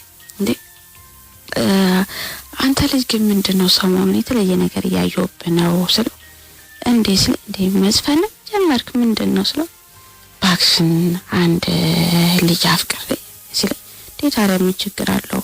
ፍቅር እኮ ባንተ አልተጀመረም እንዴ ነገራት አምናስ ልጅቷ አይገባትም ይላል። እውነትም አይገባኝም ነበር ምክንያቱም እኔ ነበርኩ ልጅቷ በሰዓቱ ማለት ነውና እሷ ከማን አባቷ ትበልጣለች በቃ እኔ ነግራታለሁ ምናምን ነግራለሁ። ባክሽን ልጅቷ አይገባትም ምናምን ብሎ ተናዶ ጥሎኝ ይገባል ወደ ቤቱ ማለት ነው። ከዛም በኋላ በቃ እንዳፈቀረ ለጓደኞቹ ምናምን ይነግራቸዋልና ሲያስበው ይከብደዋል። እናቱ እዚህ ህይወት እየሰራች እኔ እዚህ ህይወት እየሰራው ስታስበው ከጓደኞቹ ደግሞ የነበረው መልስ ስታስበው አንተ እሺ የምትልክ ይመስላለች ልጅ ቢያንስ ኮስች ልጅ ያለችበት ህይወቷን የሚቀይር ወንድ እኮ ነው የምትፈልገውና እንዴት አንተ እንዴት ነው ያሰብከው እንደዚህ ነው በቃ ልጁ የሆነ አይምሮ ራሱ በሌላ ነገር ተመርዟል። ጓደኞቹም እንደዛ ሲሉት ማለት ነውና መጨረሻ ላይ ሱስ ውስጥ ገባ። ትምህርቱን አቆመ። ሱስ ውስጥ ገባ። 6 ወራትና አብረን አስቆጥረናል እንግዲህ በእህትና በወንድምነት ማለት ነው። ከዛ የሆነ ሳለ ተደብቆ ሲያጨስ እናቱ የለችው ነበር። ቤት ውስጥ ደረስኩበት። በጣም ደነገጥኩ። ምን ሆነ ነው አንተን ወደ ተለያየ ሱስ እንዳልገባ የመከርከኝ ለምንድነው አንተ እንደዚህ ሆንኩ ምናምን ብዬ ሳናግረው ምን ታረጋለሽ እናቱ ያው ህይወት እኮ ነው ህይወት ታስጠላለች እናቴን ከዚህ ህይወት ወይ ማውጣት አልቻልኩኝ ምናምን ሲል ምን ችግር አለው አንተ እናትን እኮ ተምረ ነው ከዚህ ህይወት ማውጣት የምትችለው ምናምን ሲል አክሽ ትምህርት እኮ አቋርጫለሁ እናቴ አታውቅም እንጂ ምናምን ለምን እንደዚህ ሆነ አስለው በቃ ታውቂያለሽ ፍቅር የሚባለው ነገር ቦታ ወይ እድሜ አይመርጥም ወይ ትምህርቴን እስከምጨርስ ጠብቀኝ አትዩ ነገር ምናምን አለ። አንተ ቁም ነገር እያወራ ነው እንዴ ስለው ቁም ነገር እያወራ ነው በቃ ፍቅር ይዞኛል ሲል እና ታዲያ ፍቅርን እኮ ለምገልጽላት ለወደድክላት ልጅ አንተ ሱስ ውስጥ ስለገባ ወይም እንደዚህ ላደረኩ እኮ አይደለም ፍቅርን እኮ በቃ በቃላት ለምን ለልጅቷ አትገልጽላትም በቃ የማይሆን ነገር ከሆነ ለምን ቢሆን ላናገርልህ ስለው በጣም በቃ ተናደደ። በቃ የማይሆን ነገር ነው እኔ ለልጅቷ በቃ አይገባት ምናምን ነገር አለኝ። በቃ ለማንኛውም ምናምን ብዬ ተቆጣሁት እንደ እህትነትም እንደ ጓደኛ ማለት ነው። ከዛም በኋላ እሺ ምናምን አለኝ። ተለያየን። አሁንም በተለመደው ሰዓት ላይ መጣ። ጠጥቶ ነው ለዛውም የመጣው ማለት ነው። መዝፈን ጀመረ ያን ዘፈን ማለት ነው። ከዛ በቃ ግራ ገባኝ ተሟዘዘብኝና ቀይ ልጅ እኔን መሆን እኔን ይሁን ምናምን አልኩና ለምን እስኪ አንድ ጥያቄ አልጠይቀውም አልኩ። ቆይ አንድ ነገር ልጠይቅ አልኩት። ጠይቂ እኔ እንደምንድነው የምታየኝ አልኩት። ከዛ አንቺ እኔ እንደምንድነው የምታየኝ ሲለኝ አንተ አልኩት። አንተ ስንባባል ብዙ ሰዓቶችን ካስቆጠርንኩ በኋላ እኔማ እንደ ወንድሜ ነው አማይስለው ወይ እናቱ በጣም ደስ ይለኛል እንዳም እህት የለኝም ነበር ብሎ የወደቀው አወዳደቅ በጣም ነው የሚገርመኝ። እስካሁን በቃ ሲዩዋለሁ ወይም ቀርጫለሁ ያን አወዳደቅ ማለት ነው። ወደቀ ከቆመበት በቃ እኔማ በጣም ነው የምወድሽ አንቺን ወይም ደግሞ እኔ እንደ አንቺን እንደ እህትነት አይደለም እማይሽ የሚለውን መልስ ከሱ እንደማልጠብቅ ባወዳደቁ ተረዳሁት። በቃ እኔ እንደሆነ ገመትኩ ማለት ነው። በጣም ደነገጥኩና በቃ እንደማንኛውም አትማዝዝ ምናምን ነገር ተናድጄበት ጥዬው ገባውና ቤት የተኛው እሱም ቤቱ እናቱ ቤት ገባ። ከዛ በቃ አንድ ሀሳብ አመጣልኝ። ምክንያቱም መጀመሪያም ከሱ ጋር እንደዛ ሚስቴ ባል እየተባባልን ተቃቅፈን አብረን ስንሄድ ስንል ሰፈር ውስጥ የተለያዩ ቦታ ሲኒማ ቤቶች ስንሄድ ምናምን የሰፈር ሰዎች አንዳንድ ሰዎች ሲያዩን አንቺ ትንሽ አይደብርሽም ቢያንስ ህይወትሽን የሚቀይር ወንድ እንኳን አትይም ምናምን ይሉኛል። እሱንም ደግሞ አንተ ትንሽ አይደብርም እናት እንደዚህ አይነት ህይወት እየሰራች ከእንደዚህ አይነት ሴት ጋር ከምትሰራ ሴት ጋር ምናምን የሚሉትን ሰዎች አንዳንዴ እሰማለሁና በጣም በቃ አዘንኩ። ምን ማድረግ እንዳለብኝ ግራ ገባኝ። በእርግጥ እኔም ወድጄዋለሁ እንደሱ ፍቅር አመዝኖ ግን እኔ ጋር መጣ። ግን በቃ የሆነ ለሱ የተለየ ስሜት አለኝ ማለትም ከሚያረግልኝ አንፃር ከነበረው ቀረቤታ እኔ እንደምዛ ሰፈር ላይ እኔ ያህል ወርስ ቀመጥ ከብዙዎቹ ጋር ወዲያው ብዙ አመት የተቀመጡ ሴቶች ከማህበረሰቡ ሰዎች ጋር ከሰፈሩ ሰዎች ጋር ሳይግባቡኝ እንድግባባ አድርጎኛል። ብዙ ነገሮችን በቃ ስለምዶኛልና ወደ ሱስም እንዳልገባ የሚመክረኝ የነበረ ልጅ ነውና በጣም ግራ ገባኝ። የባሰ መራቄ ደግሞ ከሱ ጋር በቃ መራቅና አሰብኩና 2 ቀን 3 ቀን ቡና ምናምን ስጠራ ቤታቸው ምናምን ቀረው ስሪ sonኩበት። በቃ ሌላ ሱስ ውስጥ ከሲጋራ ወደ ሌላ አደንዛዥ እጽ ምናምን ባሉ ሱሶች ውስጥ ገባ ልጁ ማለት ነው። አቋሙ ባንዴ ወረደ። በቃ በፊት ፊዚካሉ ጠፋ በትንሽ ጊዜ ውስጥ። በቃ በፊት የነበረው ያለባበስ ስታይሉ በቃ ሙሉ ተቀየረ።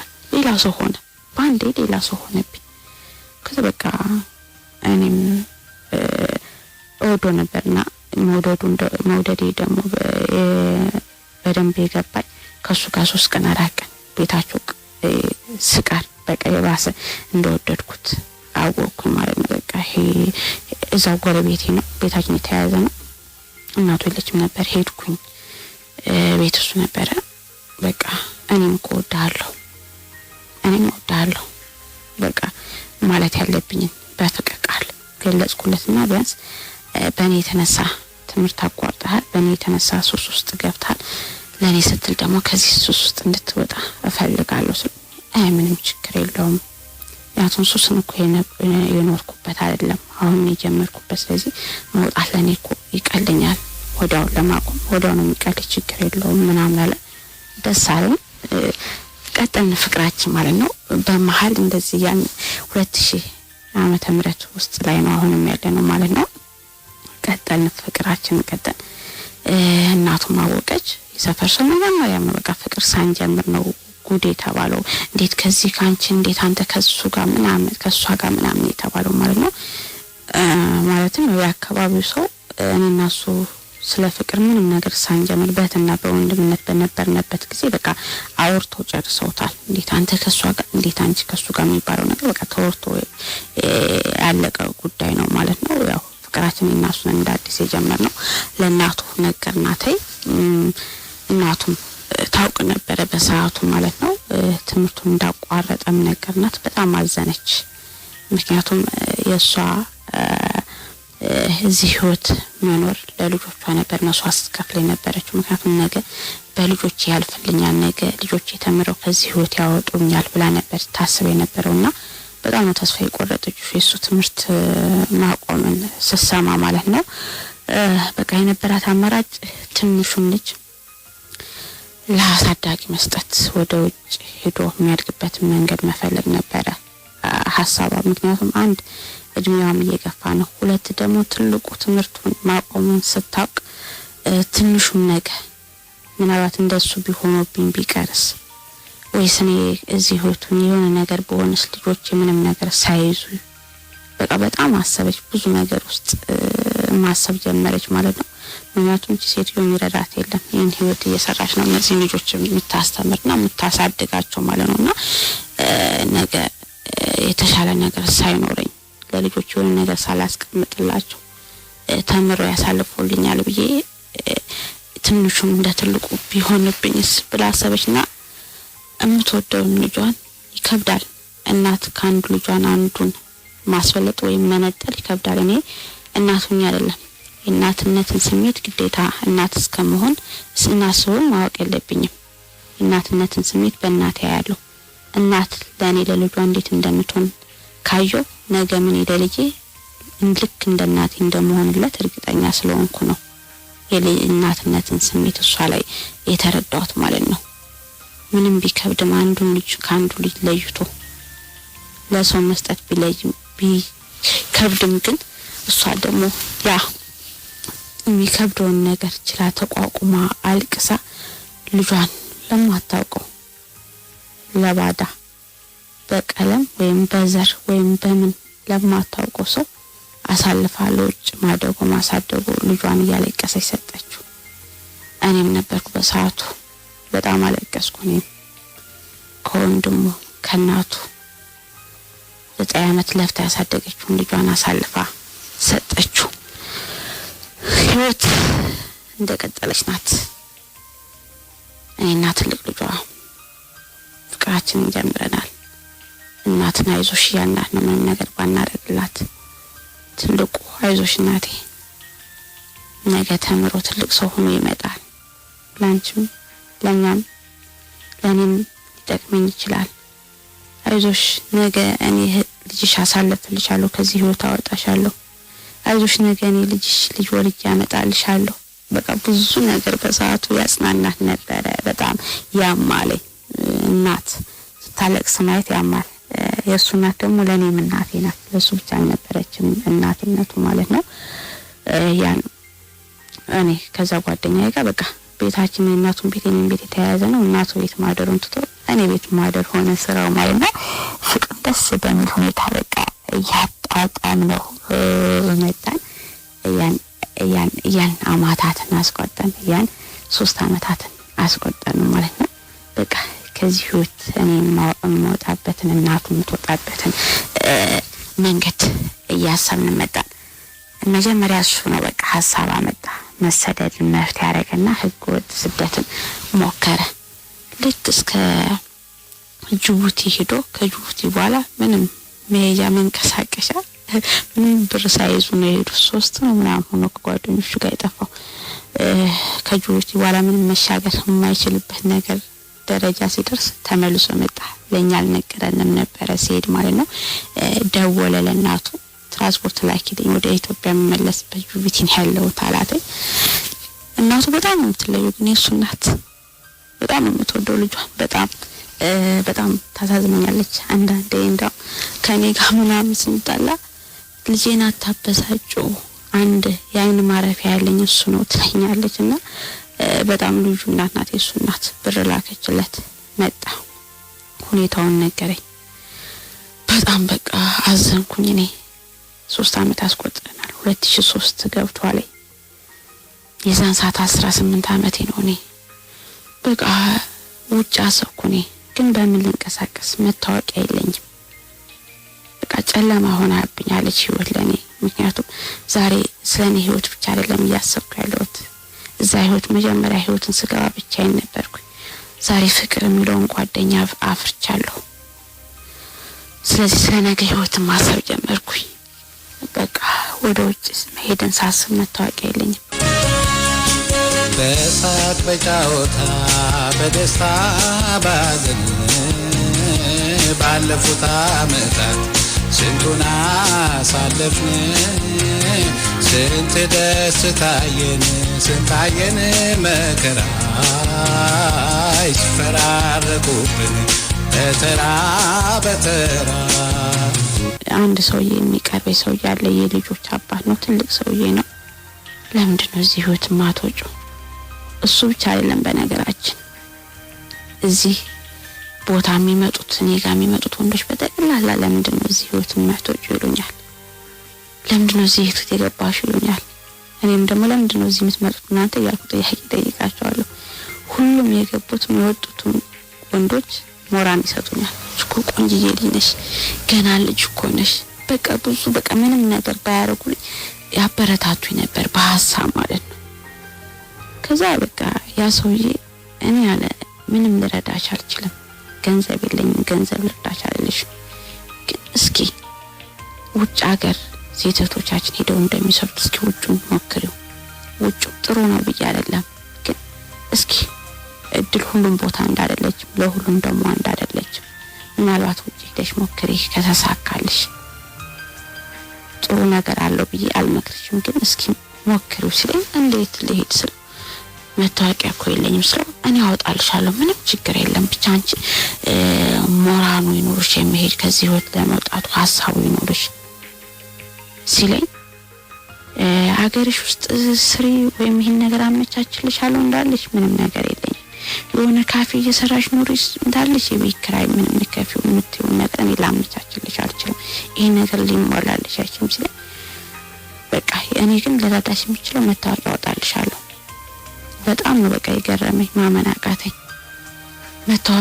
መታወቂያ ከሀገሩ መሸኛ አምጥቶ በቤት ቁጥሩ መታወቂያ አወጣልኝ የዛን ሰዓት 18 አመቴ ነው ለካ አላወቅኩም ወደ ውጭ ሲል ከ20 አመት በላይ መሆን አለበት እድሜ ማለት ነው 18 ብዬ አወጣው ፓስፖርት ወዲያው ፓስፖርት ያሱ በቃ ወዲያው ፓስፖርት ወጣ ውጭ መሄድ ነበር መስሎ ይታይ ለካ ምርመራ ፕሮሰስ ምናምን አሉና በቃ ኤጀንሲ ሄድኩ ፓስፖርት ይናሉት እድሜሽ ገና ነው ተባልኩ 20 አመት እስከሚሞላ 2 አመታት እዛ ህይወት ውስጥ መዘፈቅና መጠበቅ ነበረብኝ በቃ አሁንም እዛው ህይወት ውስጥ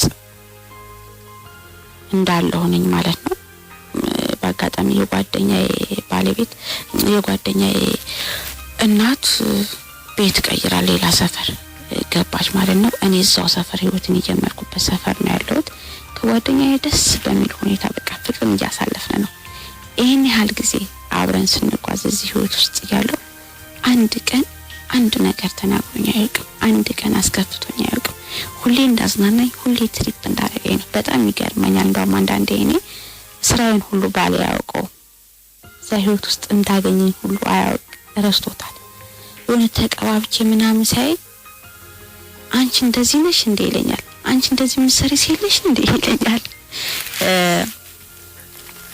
ምክንያቱም በቃ እኔ ለሱ ሁሌ ንጹህ ሴት ልጅ ነኝ ለሱ በቃ ንጹህ ከሴቶች እኩል አድርጎ የሚያይ ፍቅር በጣም ይገርማል ፍቅር የወደቁትን ያነሳል ፍቅር የቆሙትን ይጥላል ፍቅር ኃያል ነገር ነው ከምንም በላይ የፍቅር ሀብት ደስ ይላል ምክንያቱም እኔ ጥሩ ተመንዝሮ የማያልቅ የፍቅር ሀብት እሱ ጋር አግኝቻለሁ የሱ ፍቅር ለኔ ዛሬ ላይ ለህይወቴ መሰረት ሆኖኛል እኔ እሱን እዛ ህይወት ውስጥ ባላገኝ ኖሮ እዛ ህይወት ውስጥ ላልወጣ እችላለሁ እሱስ ውስጥ ተዘፍቄ ልቀር ይሆን ይችላል ዛሬ ላይ እዚህ ያለሁበት እድሜ ላይ ህይወት ላይ ልገኝ ላይሆን ይችላል ከሱ ጋር ባልገናኝ ኖሮ ማለት ነው በጣም በቃ እኔን ለኔ ክብር የሚሰጠኝ ወንድ ነበር በቃ እሱ ማለት ለኔ ክብር የሚሰጠኝ ለኔ ማንም ክብር አይሰጠኝም ነበር እሱ ግን ለኔ ክብር ይሰጠኝ ነበር በቃ በትንሽ ነገር በቃ ያስናናኛል እኔ ይሄን ግዛልኝ ካልኩት እሱ ጋር እንቢ ነገር አያውቅም እሺ ነው አቁም ማይችለውን ነገር አድርግልኝ እንኳን ብል እሺ ነው በቃ ፍቅርና ህፃን ልጅ ደግሞ አንድ ናቸው የሆነ እንክብካቤ ይፈልጋሉ ልጅን ተንከባክበህ እንደምታሳድገው ንጹህ ፍቅር ደግሞ እንክብካቤ ይፈልጋል በቃ በትንሽ ነገር ነው ፍቅር የምታታልለው ባገዛለትም ያቺ ለምትወዳት ሴት ልጅ ባትገዛላትም እሺ ካልካት ራስ በቃ ያረካታል በትንሽ ነገር ታታላታለ በቃ ፍቅር እንደዚህ ነው እውነተኛ ፍቅር በቃ ከህፃን ልጅ ጋር አንድ ነው በቃ በትንሽ ነገር ታታልለዋል ትንሽ ነገር ያስከፋዋል ትንሽ ነገር ያስደስተዋል እና ፍቅር ባጭሩ ትንሽ ነገር ያስደስተዋል ትንሽ ነገር ያስከፋውና ጓደኛዬ ደግሞ የፍቅር ሀብታም ነበር ፍቅር አሰጣጥ ይችልበት ነበር በቃ እሱ ጋር ተመንዝሮ የማያልቅ የፍቅር ሀብት ነበርና እኔም በፍቅር ተንከባክቦ ይዞኝ ነበር ለኔ ለሱ የተለየው ሴት ነበርኩኝ እኔን እሱ ብቻ ነበር የሚያከብረኝ እኔ ለሱ በቃ እንጃ ከሴቶች ሁሉ የተለየው ሴት አድርጎ ነበር የሚቆጥረኝ እኔ በሱ ዘንድ እዛ ህይወት ማለቴን ራሱ ባሌ አንድ ቀን አምኖበትም ወይም አስቦበትም አያውቅም እኔ ለሱ ልጅ ስጦታው እንደሆንኩ ነበር የሚያስበው ማለት ነው እኔና ጓደኛዬ ይሄን ያህል ጊዜ እዛ ህይወት አብረን ስናሳልፍ እኔ በህይወቴን ስራ ስሰራ ከማንም ወንድ ጋር አንድ ቀን አድሬ ያላውቅም ለ5 አመታት ይሄን ህይወት ስሰራ መጀመሪያ በጣም ፈራ ነበር ከማላውቀው ወንድ ጋር ለመተኛት ከዛም በኋላ ከጓደኛዬ ጋር ከተዋወቁ በኋላ ደግሞ ሁሌም ፍቅር ከጀመርንበት ጊዜ አንስቶ ሁሌም ከጓደኛዬ ጋር ነው የምተኛው ማለት ነው እኔና ጓደኛዬ ተጣልተን ብዙ ጊዜ ተጣልተን የተጣላናቸው ቀኖች የሉም በእርግጥ በፍቅር መሃል ጸብ አይጠፋም እንጣላለን ትንሽ የኔ አስቸጋሪ ነበርኩ በሰዓቱ ምክንያቱም እሱ በእድሜ ከኔ ትልቅም ባይሆን ህይወት አስተምራለች ብዙ ነገር ህይወት ራሱ ትምህርት ቤት ናትና እኔ ደግሞ ትንሽ ቀበጥ ነበርኩ ቀብጥ ነበረ ማለትም አሁን ለምሳሌ ከሱ ተደብቄ እሱ እኔ ሱስ ውስጥ እንዳልገባ ይመክረኝ ነበር ለኔ ሲል እሱ በእኔ ምክንያት ሱስ ውስጥ ገብቶ ለኔ ሲል ደግሞ ሱስን አቁሟል እኔ ደግሞ ከሱ እየተደበቅኩ ሽሻ ቤት እየሄድኩ ሽሻ ጫት ምናምን እቅም ነበር እና ሰው ይነግረዋል በነገራችን ላይ እኔ እሱ ሚስት መሆኔ ከቀበሌ እስከ ቀበሌ ያውቃሉ በቃ ካንዱ ቀበሌ ሌላው ቀበሌ ተላልፏል በቃ ሁሉም የቀበሌ የብዙ ሰፈር ቀበሌ ልጆች እኔን ያውቁኛል እሱ ሚስት መሆኔ እና ይነግሩታል ሚስት እነዚህ ቦታ አየናት የምትጠራው በሱ ነው የከሌ ሚስት ነው መባለው እና ሚስት እነዚህ ቦታ አየናት ይባላል ይመጣል ማታ ላይ ሲመጣ እናት ዛሬ ነበር ይዋልሽልኛል በነገራችን ላይ እኔና ጓደኛዬ እናት አባት ነው የምንባባለው በስሙ ነው የምንለው በስሜ ነው የምንለው እንዴ አባት እዚህ ቦታ ነበርኩ እላለሁ ከትንሽ ደቂቃ በኋላ ደግሞ እናት ቅድም የት ነበር ዋልኩ ያልሽኝ ይለኛል በጣም ነው የሚችልበት ጓደኛዬ የትንሽ ትልቅ ነው የምር አስተዋይልኝ ነውና ቅድም ያልኩትን ቦታ ረስቼ ሌላ ቦታ ጥራለታለሁ በጣም ይናደዳል ይመታኛል ሁሉ ምክንያቱም ትክክል ነው የሚመታኝ ደግሞ የጥላቻ አልነበረም እኔ እሱን ያዋሾት እኔ ያልሆነ ህይወት ውስጥ እየገባሁ ነው ያለሁት ለኔ የማይጠቅመኝን ህይወት መስመር ያያዝኩ ነበር የነበርኩትና ይመታኛል አፊ ጫጫት ምናምን ይሸታል በዛ ላይ ደግሞ አለማወቂ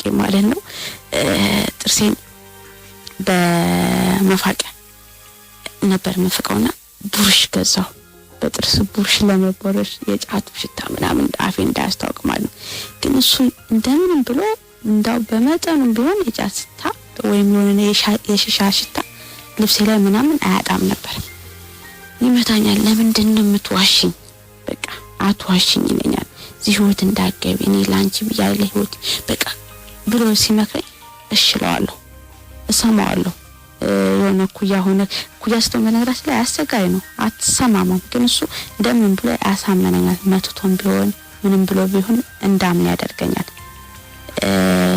የሱ እኔ ዛህይወት ውስጥ እሱን ባላገኝ ኑሮ ዛሬ እዚህ ደረጃ ደርሳለሁ ማለት በጣም ይከብዳል ወይም ደግሞ ከዛ ህይወት ወጣለሁ ማለት በጣም ነው የሚከብደው ለእሱ ለኔ ብዙ ነገር ሆኖልኛል ብዙ ነገር አድርጎልኛል የምር የሱ እኔን ከሌሎች ሴቶች የተለየ ክብር ይሰጠኝ ነበር በሱ ዘንድ ክብር አለኝ እኔ ለሱ ንግስት ነበርኩ በሱ ዘንድና የሱ ከበሬታ የሱ ለኔ የነበረው ፍቅር ዛሬ ላይ ከዛ ህይወት እንደወጣ ሞራል የሆነኝ አንድ እሱ ነው ማለት ነውና እኔና ጓደኛዬ እኔ አላመት በፍቅር አብረን ስናሳልፍ ተጣልተን እናውቃለን ማለት ሁሌ ተጣላለ ፍቅር ለዛ ላይ አይጠፋም ግን ችግራችን ደግሞ እኔና እሱ አብረን ነው የምንፈታው ማለት ነው ግን የሆነ ሰዓት ላይ ማስታውሰው ለ15 ቀን የተጣላንበትን ጊዜ መቼም አረሳው ተጣልተንም እኔ ከማንም ጋር አልተኛ ተጠብቀዋለሁ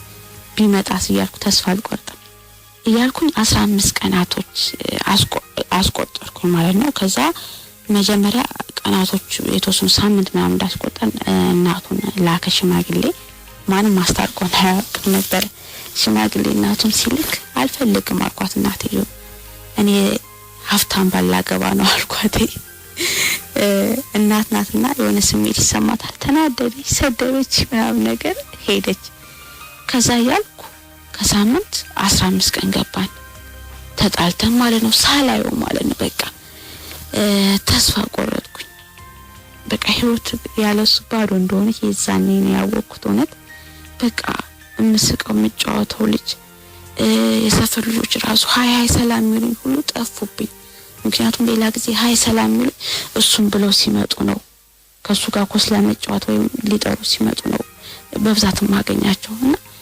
ብቸኛ ሆንኩኝ እናቱም እዛ ሰፈር የለችም እዛም ሰፈር ካሉ ሴቶች ጋር ብዙም አልግባባም እንደዚህ አይነት ስራ ከሚሰሩ ሴቶች ጋር ማለት ነው ጠለቅ ያልግባባም በጣም በቃ ተስፋ ቆረጥኩኝ በመሃል ደግሞ ፍስለታ 16 ቀን ጾም እንድትመጣ ነው በቃ ካሁን በኋላ እኔና እሱ የመጨረሻችን ቀን ጊዜ ነው በቃ አሁን ላይ መቼም እኔና እሱ ድጋሚ እንገናኛለን መሰለኝ ሰፈር ሰው በጣም ይገርማቸው ነበር። እናንተን ዶክተር ነው የሚለያችሁ ይሉን ነበር። አንድ ላይ ያዩ ነበር። የትም ቦታ ስንሄድ በቃ አብረን ነው የምንገኝ።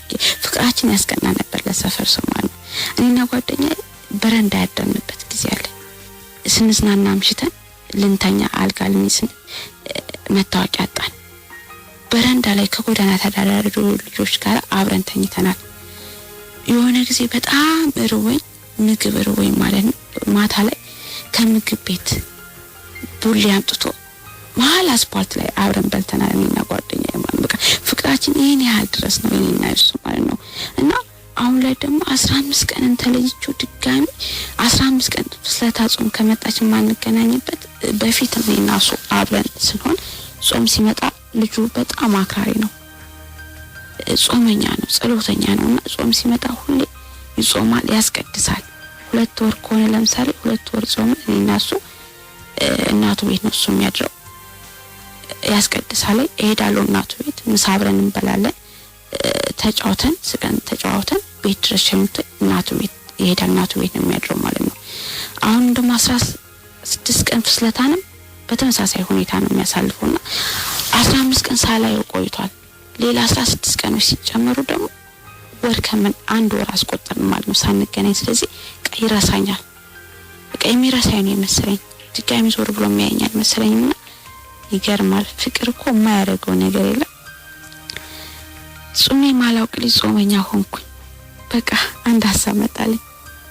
15 ቀን ተለያይቻለሁ። ካሁን በኋላ 16 ቀን ከተለያየ በቃ መቼም እንደማንገናኝ ተስፋ ቆረጥኩና አንድ ሀሳብ መጣልኝ። በቃ እኔም 15 ቀን ሙሉ 16 ቀን ሙሉ ማስቀደስ አለብኝ አልኩኝ። ቢያንስ ማስቀደሰው ቦታ እሱ የሚያስቀድሰበት ቤተክርስቲያን ነውና ቢያንስ አየዋለሁ፣ ቢያንስ እንገናኛለንና የመነጋገሩ ነገር ይኖራል አልኩኝና የ15 ቀን የቤት ኪራይ አንዴ ከፈልኩና አስቀዳሽ ሆንኩኝ። ነጠላዬን ገዛው፣ ቀሚሴን ገዛው። ጨዋ የቤተክርስቲያን ልጅ ሆኜ ቀጥ ብዬ ማስቀደስ ጀመርኩኝ። 12 ቀን አስቆጠርኩ በቅዳሴ ማለት ነው። ጾመኛ ኃይለኛ ጾመኛ ሆኜ ማለት ነው። በ12ኛው ቀን ተሳካልኝ። አየሁት ያስቀድሶ ሲወጣ ከጓደኞቹ ጋር። ወይኔ ተደሰትኩ። መደሰት በጣም በቃ ደስታ የተሰማኝ ባይኔ ስላየሁት ብቻ ማለት ነው። በቃ ነገ ደግሞ ሳይ አናግረዋለሁ ብዬ አምኜ ወደ ቤቴ ተመለስኩኝ። ቅዳሴን አስቀድሼ በማግስቱ ሄድኩኝ። አላገኘሁት። መጣሁ። ጾም ከገባ 13 ቀን ሆኖታል። ሁሌ አመት በዓል ሲሆን ያስለመደኝ ነገር አለ። የፈለገብኝ መጣላኔና እሱ አመት በዓል ሲሆን የሚሰጠኝ ስጦታዎች አሉ። ፖስት ካርድ፣ ቾኮሌት፣ አበባ። እነዛን ነገሮች እሱ እንኳን አምጥቶ ባይሰጠኝ በልጆች ያስልክልኛል። ለሁለታችን መታረቂያ መንገድ ነበር የምንፈልገው። እሱም የሆነ ነገር ያሰበ ነበር። እኔ በቃ እሱም ማገኘው ያስቀደስኩ ቤተክርስቲያን አገኘዋለሁ ብዬ አስቤያለሁ። እሱ ደግሞ የቡሄን በዓል እየጠበቀ ነበር። ለቡሄ በዓል ዳቦ ሙሉ ዳቦ ይዞ ሊመጣ ማለት ነውና ያሰበው ቀን ደረሰለት። 13 ቀን ገባ። የቡሄ በዓል ማታ ላይ ቤቴን ተንኳኳ። በሬን ስከፍት ጓደኞቹ ናቸው። ምንድነው ስላቸው ዳቦ ሰጡኝ። የቡሄ ዳቦ የት አለ እሱ ስላቸው እዛ ጋር አሉ። ወዲያው ነው በቃ ዳቦውን አልተቀበልኳቸውም። በሩን ከፍቼ እየሮጥኩ እሱ ጋር ነው የሄድኩት። ተገናኘን። ጾም ፈረሰ። ጾመኛውን ልጅ አስፈረስኩት። በቃ ተቃቅፈን ተኛን። ይዛን ቀን የምን አባቱን ጾም አልኩት። የምን አባቱን ጾም በቃ በጣም ናፍቆኝ ነበረ። ለሰከንድ ማለት በቃ እነሱ ተለያይተን አናውቅም። ሁሌ አብረን ነው ተቃቅፈን እናድረው። ደስ ነው ያለኝ። ምክንያቱም እኔና እሱ ይሄን ያህል ጊዜ አብረን ስናሳልፍ ለመጀመሪያ ጊዜ በቀናት በጸብ ተጣልተን ቀናትን ረጅም ቀናትን ያስቆጠርነው የመጀመሪያው ጊዜ ይሄ ብቻ ነበረ። እኔና ጓደኛዬ የሰዓትና የደቂቃ ጸብ ነው የምንጣለው እንጂ እኔ ያለ ያከረረ ጸብ ተጣልተን አናውቅም ነበረ። እና እንደዚህ ያን ህይወት ቀጠለች። 2005 ገባ። በነገራችን ላይ የተገናኘንበትን ቀን በየወሩ በየአመቱ እናከብራለን።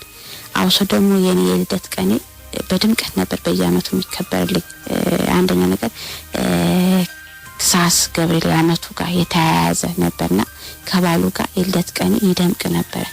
እናቱ ኬኩን አስደፍታ ይዛለች ትመጣለች። እሱ በተለያዩ ነገሮች ሰርፕራይዝ ያደርገኝ ነበር። ፍቅር ደስ የሚለው ንጹህ ፍቅር ሁሉም ጋር አንድ አይነት ፍቅር ነው ያለው። ሀብታሙም ጋር ሄድ ደሃውም ጋር ሄድ ንጹህ ፍቅር አንድ ነው። ምናልባት የፍቅር አገላለጹ ሊለይ ይችላል። ማለትም አንዳንድ ሀብታም ያለው የሚወዳት የሚያፈቅራት ሚስቱ ትልቅ የስጦታ ገዝቶ በተለያዩ ነገሮች ሰርፕራይዝ ሊያደርጋት ይችላል። የኔ ጓደኛ ደግሞ በጣም የሚገርመው የ50 ሳንቲም ቾኮሌት ገዝቶ ሰርፕራይዝ ሲያደርገኝ እኔ አገር ያዝ ኦል ነበር በደስታ ማለት ነው። በደስታ ጩኸት ሰፈሩን አቀልጦ ነበር።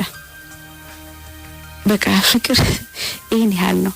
በቃ እውነተኛ ፍቅር ትንሽ ነገር ነው የሚበቃው ለመደሰትም ለመጣላትም ማለት ነውና ይሄን ያህል ነገር በቃ ለኔ ክብር ነበር እሱ ማለት ነው።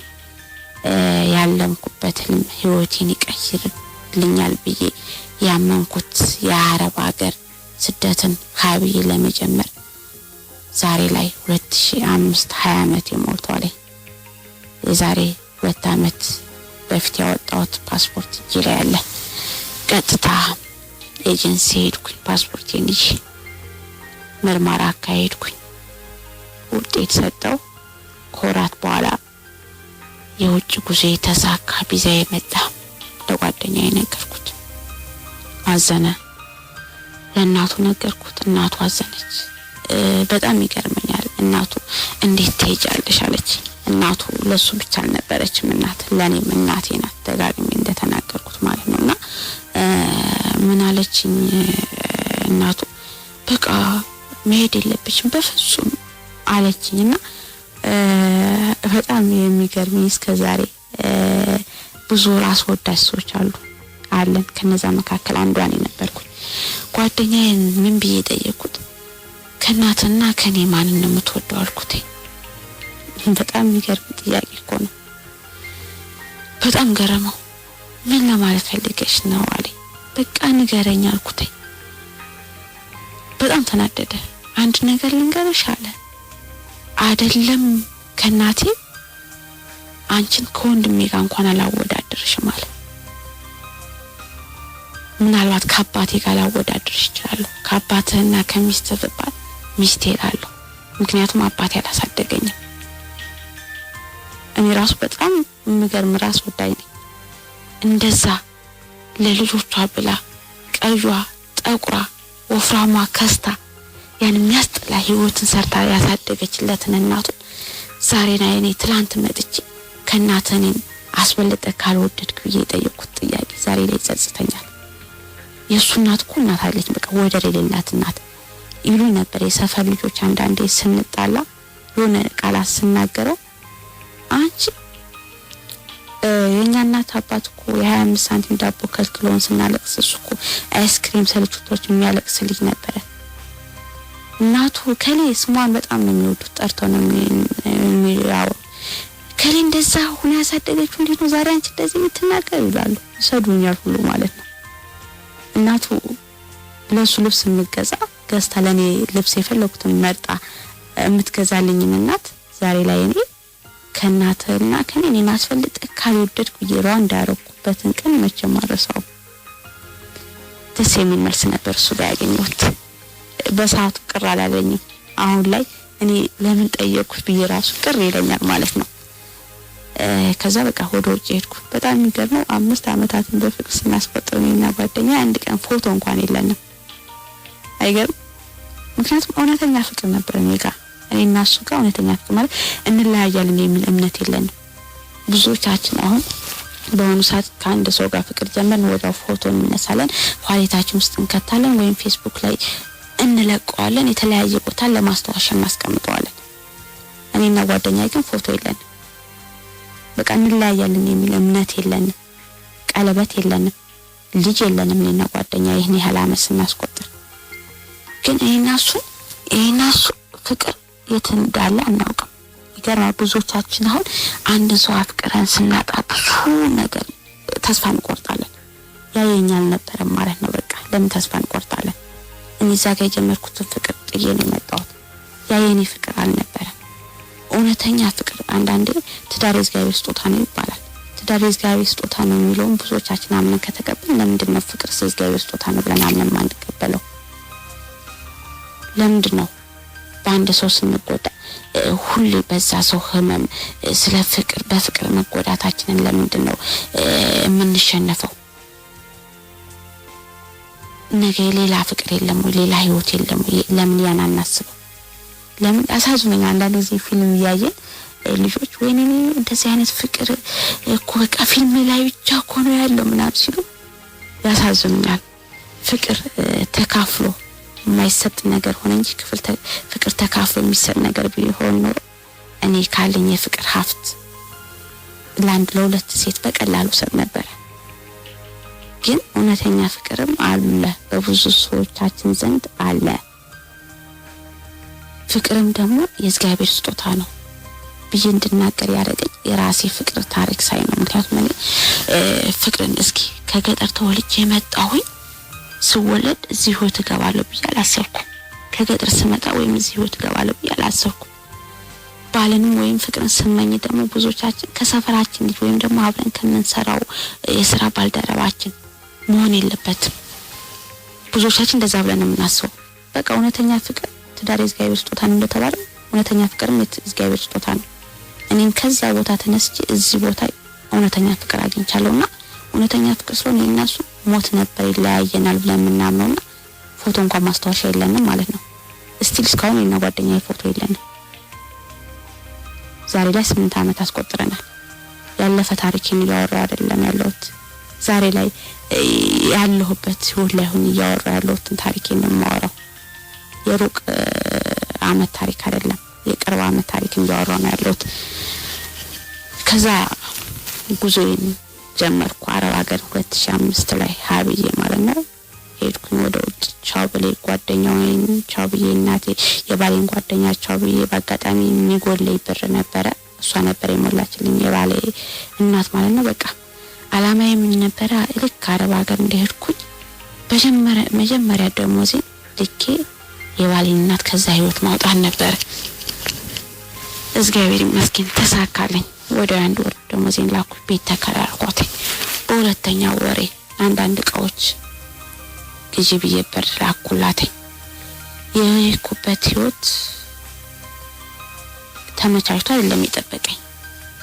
አረብ ሀገርም ከዛ ካሳለፍኩበት ህይወት የበለጠ አስጠያፊ ኑሮ ነው። ቢሆንም ግን ከዛ ህይወት ይቻላል ብዬ ተቋቁሜ ሁሉን ነገር መስራት ቀጠልኩኝ። የባሌ እናት ከዛ ህይወት ወጣች። ቤት ተከራይተው መኖር ጀመሩ። አልፎ ተርፎ በማህበር ተደራጅታ ከኩያ ጓደኞቿ ጋር ባልትና ምናምን የሚባለውን ስራ መስራት ጀመረች። የባሌ እናት ደሳሌ ከትላንት ነው ህይወት ዛሬ ላይ ህይወታችን የተሻለ እንዳለ አመንኩኝ። ደመን ብዬ ጥርሴን ነክቼ የአረብ ሀገርን ስቃይ ቻልኩት። ሲደውሉልኝ ስከፋ ያለቀስኩ ተናድጄ ያለቀስኩ ባለበት እንኳን ሲደውሉ መካፋቴን ለነሱ ላለማሳወቅ ቶሎ ብዬ ፊቴንም ባይን ታጥቤ በሳቅ በደስታ አዋራቸዋለሁ። ደስ አለኝ። እኔ ከእናት አባቴ ጋር ተለይቻለሁ፣ ከወንድሞቼ ጋር ተለይቻለሁ። ለኔ ብቸኛ ያሉ ዘመዶች እነሱ ነበሩ በዛ ሰዓትና እንደምን ብዬ ኮንትራቴን ጨረስኩኝ። ወደ ኢትዮጵያ ተመለስኩኝ። እሱንም አረ ይሁን ብዬ እንደው ጥርሴን ነክቼ እዚሁ ሰራለሁ ብዬ ነበር። ሰዎቹ እንደው አንፈልግ በፎቅ ወርውሮ ሳይጥሉኝ በቃ አንፈልግም ብሎ ወደ ኢትዮጵያ ላኩ። መጣሁ ኢትዮጵያ ላይ ደስ አለኝ። አዲስ ቤት ውስጥ ተከራይተው የሚኖሩበት ቤት ውስጥ ባሌና የባሌን እናት አገኘኋቸው። ገባሁ። ያከራዩአቸው ሰዎች ጋር ተዋወቅኩኝ። ደስ የሚል ህይወት ጀመርነ። የትላንትናው ታሪካችንን እዛ ጋር አስተመተናል። እኛ ብቻ ነን ታሪካችን የምናውቀው። እዛ ዛሬ ላይ ያለነው ሰፈር ስለ ታሪካችን አያውቁም። እንደዚህ ያን በመሃል 2007 ላይ 2 አመት ኮንትራቴን ጨርሼ የመጣሁት 2007 ላይ ነው። በአጋጣሚ የዛሬ 10 አመት ይሁን ምናምን 10 አመት ኮንዶሚኒየም ቤት ምዝገባ እንደመጣ አካባቢ 97 ላይ ኮንዶሚኒየም ቤት ተመዝግባ ነበር። ለካ እናቱ እኛ ይሄን ታሪክ አናውቅም፣ ምንም አላውቅም። ያ ኮንዶሚኒየም ቤት ዕጣ የ2007 ላይ ሲወጣ የሷም ዕጣ ለካ አብሮ ወጥቶላታል። ጋዜጣውን አንብባ መጣ። እኔና ባለቤቴ ቤታችን ቁጭ ብለን ቴሌቪዥን እያየን ነበረ። በአጋጣሚ የቤቶቹ ዕጣ ስነ ስርዓት ቀጥታ በቴሌቪዥን እያስተላለፈ ነበር። በቴሌቪዥን ፕሮግራም እየተላለፈ ነበርና የባለቤቴ እናት እዛ ስሟን አንብባ ከጋዜጣ ላይ መጣ የሮጠች መጣችና ዜናውን ስታይ ቤትም ስለ ኮንዶሚኒየም ቤት ነበር የሚያወራውና ፕሮግራም ጨፈረች። ለመጀመሪያ ጊዜ በዜና የሚጨፍር ሰው ያየሁት። ለነገሩ በስፖርት ዜና ከሆነ እኔም እጨፍራለሁ። ሲበዛ የአርሴናል ደጋፊ ነኝና አሁን የአርሴናል ስፖርት ዜና ሲያወራ ስለ አርሴናል ኳስ ከሆነ ያስገባውን አርሴናል ጎል የሚያምር ጎል ምናምን በማይሳት ብዬ የምጮህበት ጊዜ አለ፣ የሚጨፍርበት ማለት ነው። እሷ ደግሞ በቤቱ ዜና ጨፈረች። ቶሎ ብላ መታ በሁለት እጆቿ እኔና ባለቤቴን እቅፍ አድርጋ ሳመች። ይሄ ቤት ለእናንተ ነው የማንም አይደለም ልጆች ያለች። በጣም ተሰማኝ። ጸጥ አልኩኝ። ባሌ እናቱን ደስታ ተካፈለ። እኔ ጸጥ አልኩኝ። አንቺ ደግሞ መቀኛ ነሽ፣ ሰው ሲያልፍለት አትወጂም አይደል አለ ባለቤቴ። እኔ ግን በዛን ሰዓት እንደዛ ቅስሜን የሰበረኝ ከየት አምጥተን ልንከፍል ነው፣ በምን ብራችን ነው ይሄ ቤት የኛ የሚሆነው የሚለው ሐሳብ ነበር እኔ ጋር ቶሎ የመጣው። ባለቤቴ ተናደደብኝ። አሁን እኮ እናት ይኸውልሽ እኔና አንቺ ራሱ ብንጣላ እኮ ባለቤት ነን፣ ቤት ራሱ እኮ መውረስ ትችያለሽ የሚል ቀልዱን ጣል ሲያደርግ መሳቅ ጀመርኩኝ።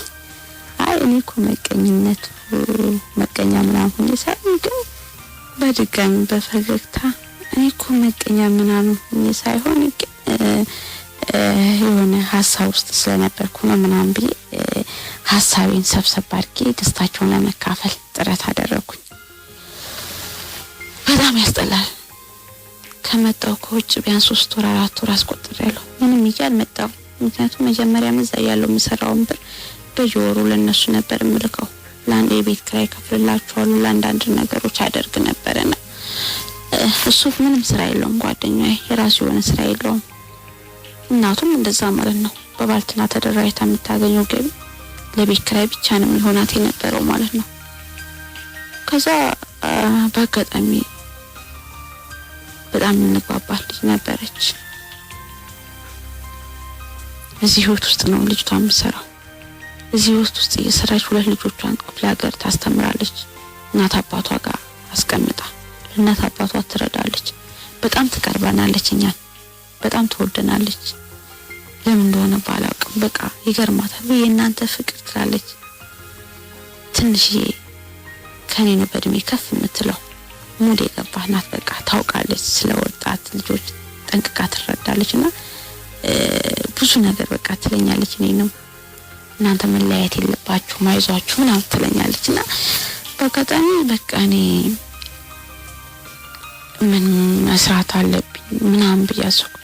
እዛም ያስጠላ ህይወት ልገባ ነው ካሁን በኋላ አልኩኝ። በቃ ተስፋ ቆረጥኩኝ። ህይወት ፈተና ናት። ትምህርት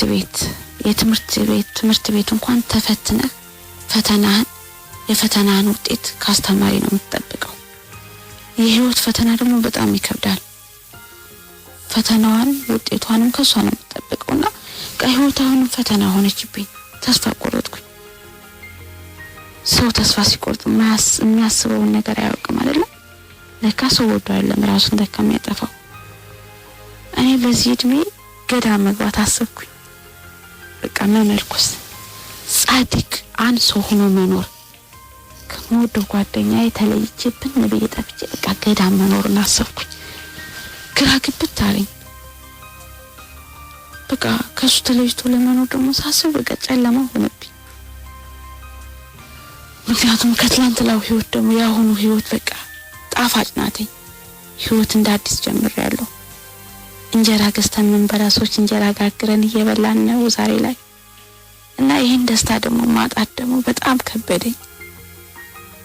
በቃ ትናንት የነበረው ጨለማ ህይወት በትንሽ ብርሃን በርቶ ይሄ ብርሃን ደግሞ የባሰ እንዳይጠፋ ፈራው።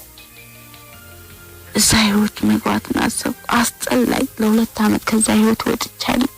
ድጋሚ ወደዛ ህይወት ውስጥ መግባት በቃ ህመም ሆነ። በሐሳብ ብቻዬን ተጨነቅኩ። መጨረሻ ለዚህ ለምትቀርበን ልጅ ነገርኳት። በቃ እዚህ ህይወት ውስጥ ልገባ ነው አልኳት። በፍጹም አይሆንም አለች። እሺ ጥዬው ልጠፋ ነው አልኳት። ያምሻል አለች። እሺ እንዴት ልሆን አልኳት። በቃ የሆነ ስራ ስሪ፣ እኔ የሆነ ብር ላበድርሽ አለች። ምን ልስራ አልኳት። በቃ ችፕስ ምናምን እስኪ ሽጪ አለች። እሺ አልኳት። 10,000 ብር አበደረች። የችፕስ መጥበሻ ማሽን 6,000 ብር ገዛሁኝ። ከዛ ችፕስ የጠበስኩ የምሸጥበት ቦታ ማፈላለግ ጀመርኩ። ምክንያቱም መብራት ምናምን ያለበት ሱቆች ምናምን አጣሁኝ። ምን ሊሳካልኝ አልቻለም። ያ ማሽን 6,000 ብር ተገዝቶ ቤት ውስጥ ተቀመጠ። ሌላ ሀሳብ መጣልኝ። ቡና ጠጡ ለምን አልሰራም አልከፍትም አልኩኝ። ቤት አፈላልኩልኩኝ። በወር ቤት ኪራይ 1,000 ብር አለኝ። የ3 ወር ቤት ኪራይ ቅድሚያ መክፈል አለብሽ ተባልኩ። የባሰ በቃ ህይወት ጨለማ ሆነችብኝ። የ10,000 ብርም አለቀ። ማሽን 6,000 ብር ተገዛ። 4,000 ብር በሚረባው በማይረባው ነገር አለቀ። የሶዳ የሰው ብር በቃ ተስፋ ቆረጥኩኝ። መጨረሻ ቅድሚያ የሚከፈለውን የቤቱን ክፍያ ክፈሉ ተባለ። በቃ አልፈልግም በይው አልኳት። የባሌነት ቤቱን አንፈልግም ባያችሁ፣ ካሁን በኋላ የትኛውን ጊዜ ልንኖርበት ነው? በቃ ካሁን በኋላ ምንኖርም አልመሰለኝም። ካሁን በኋላ የትኛውን ጊዜ ስንኖርበት ነው? በቃ እስካለን ድረስ ዝም ብለን እንደምንኖረው እንሁን አልኩኝ። ያቺ ልጅ ነበረች። በጣም አዘነች። እንዴት እንደዚህ ትያለሽ አለች። ለምን ተስፋ ትቆርጫለሽ? ገና ልጅ አይደለሽ እንዴ? አይዞሽ አለች። የተቆጠበው ወደ 5,000 ብር ባንክ ቤት ነበረ። 12,000 ብር ከባንክ ቤት አውጥታች ሊሰጠችን ማመን ከበደኝ።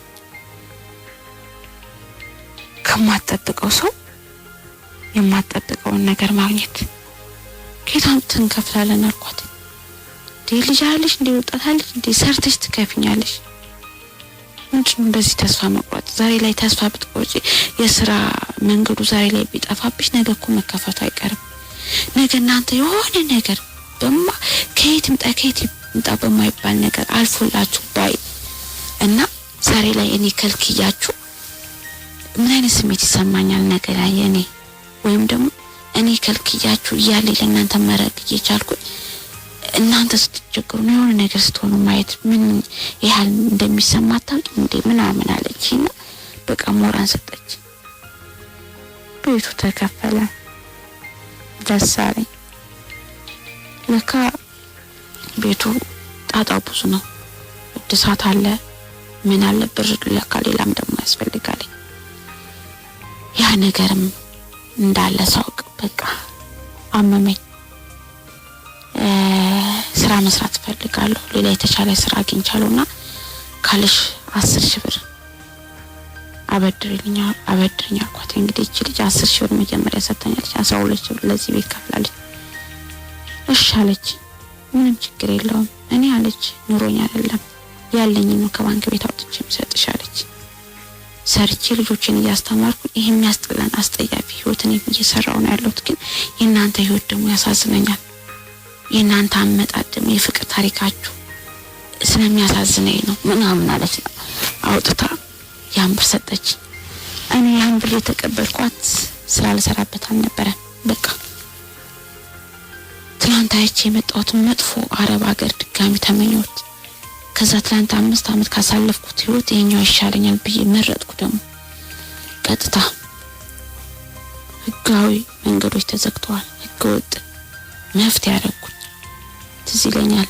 ሊባ ላይ 30 ወንድሞቻችን መታረዳቸውን ሰምቼ ጨርቆስ ከሞቱ ልጆች ለቅሶ ከዛ ልጆች ጋር ተሰብስቤ ሄጄ ለቅሶ ደርሼ በአራተኛው ቀን እኔ ህገወጥ ስደት ተሰደድኩ። በደላላ አማካይነት 10,000 ብሬን ከፍዬ የተበደርኩትን ብር እግዚአብሔር ይመስገን እግዚአብሔር እረኛ ሆኖ ተከትሎኝ መንገድ ላይም ሳልታረድ ቤሩት ላይ ደረስኩኝ። አሁን ቤሩት ላይ ነው ያለሁት። ይህን ታሪክን ቤሩት ላይ ሆኜ ነው የምልክላችሁ።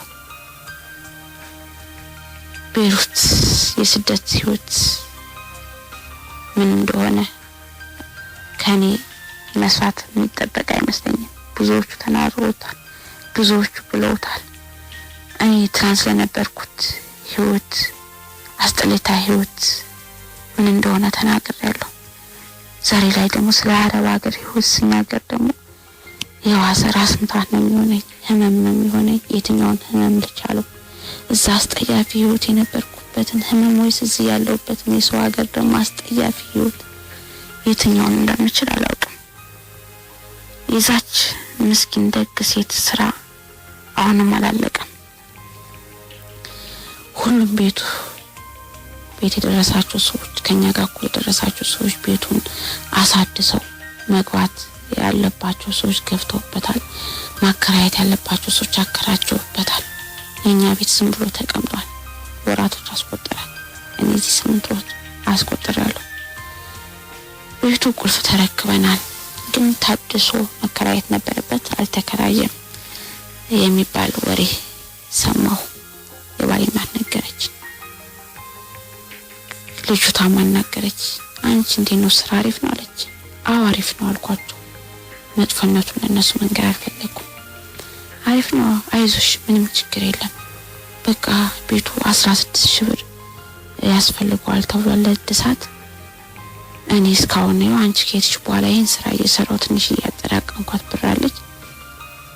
እኔ አሳድሰውና ቤቱ ይከራይና ቢያንስ የሚከራየው ቤቱ የቤት ክራዩን ከቤት ክራዩ ላይ እኔ በየወሩ ወስዳለሁ።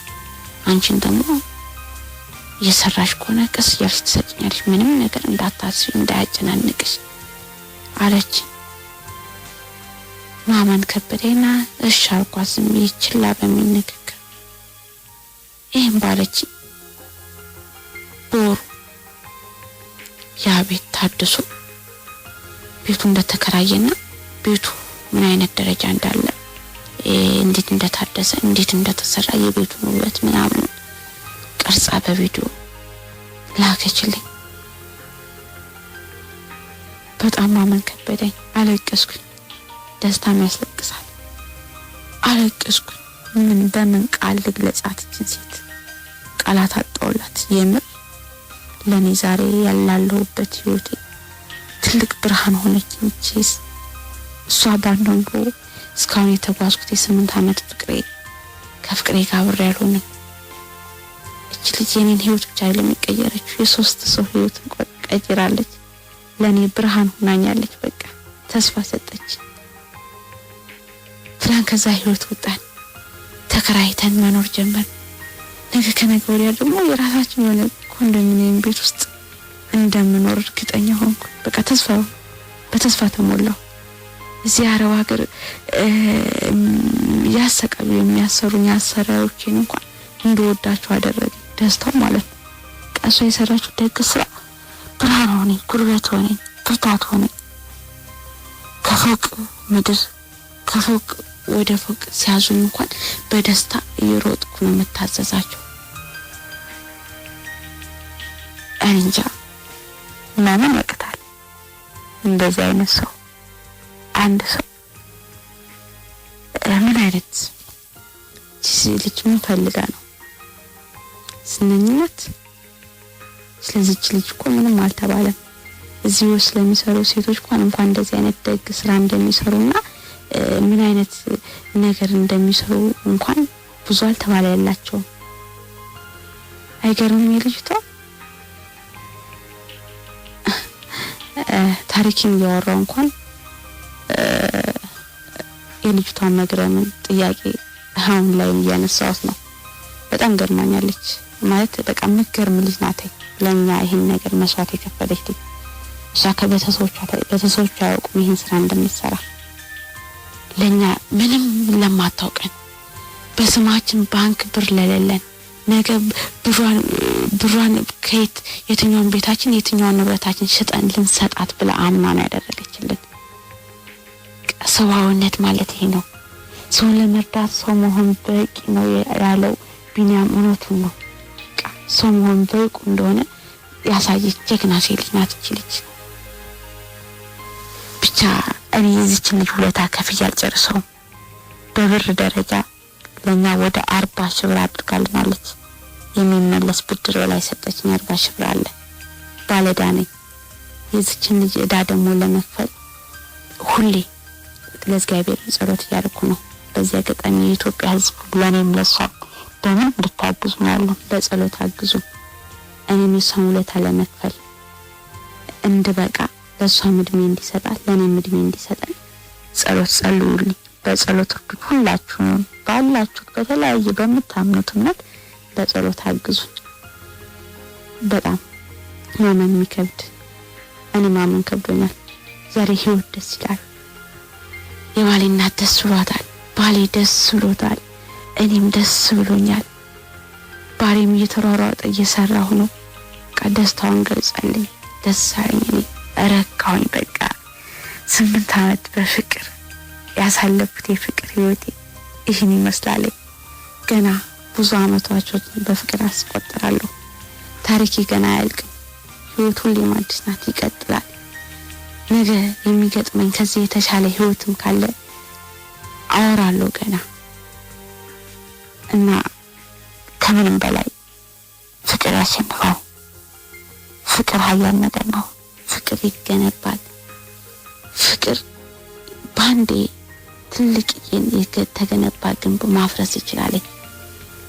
በቃ ፍቅር ምን ልበለው? ፍቅር ነው። በቃ እኔ በፍቅር ሀብታም የፍቅር ሀብታም ነኝ። በፍቅር የታደልኩ ልጅ ነኝ። እውነት የፍቅር እድለኛ ነኝ። ይሄ ደግሞ የማያልቅ ስጦታ የማያልቅን ፍቅር ደግሞ ከላይ ስለተቀበልኩ ነው።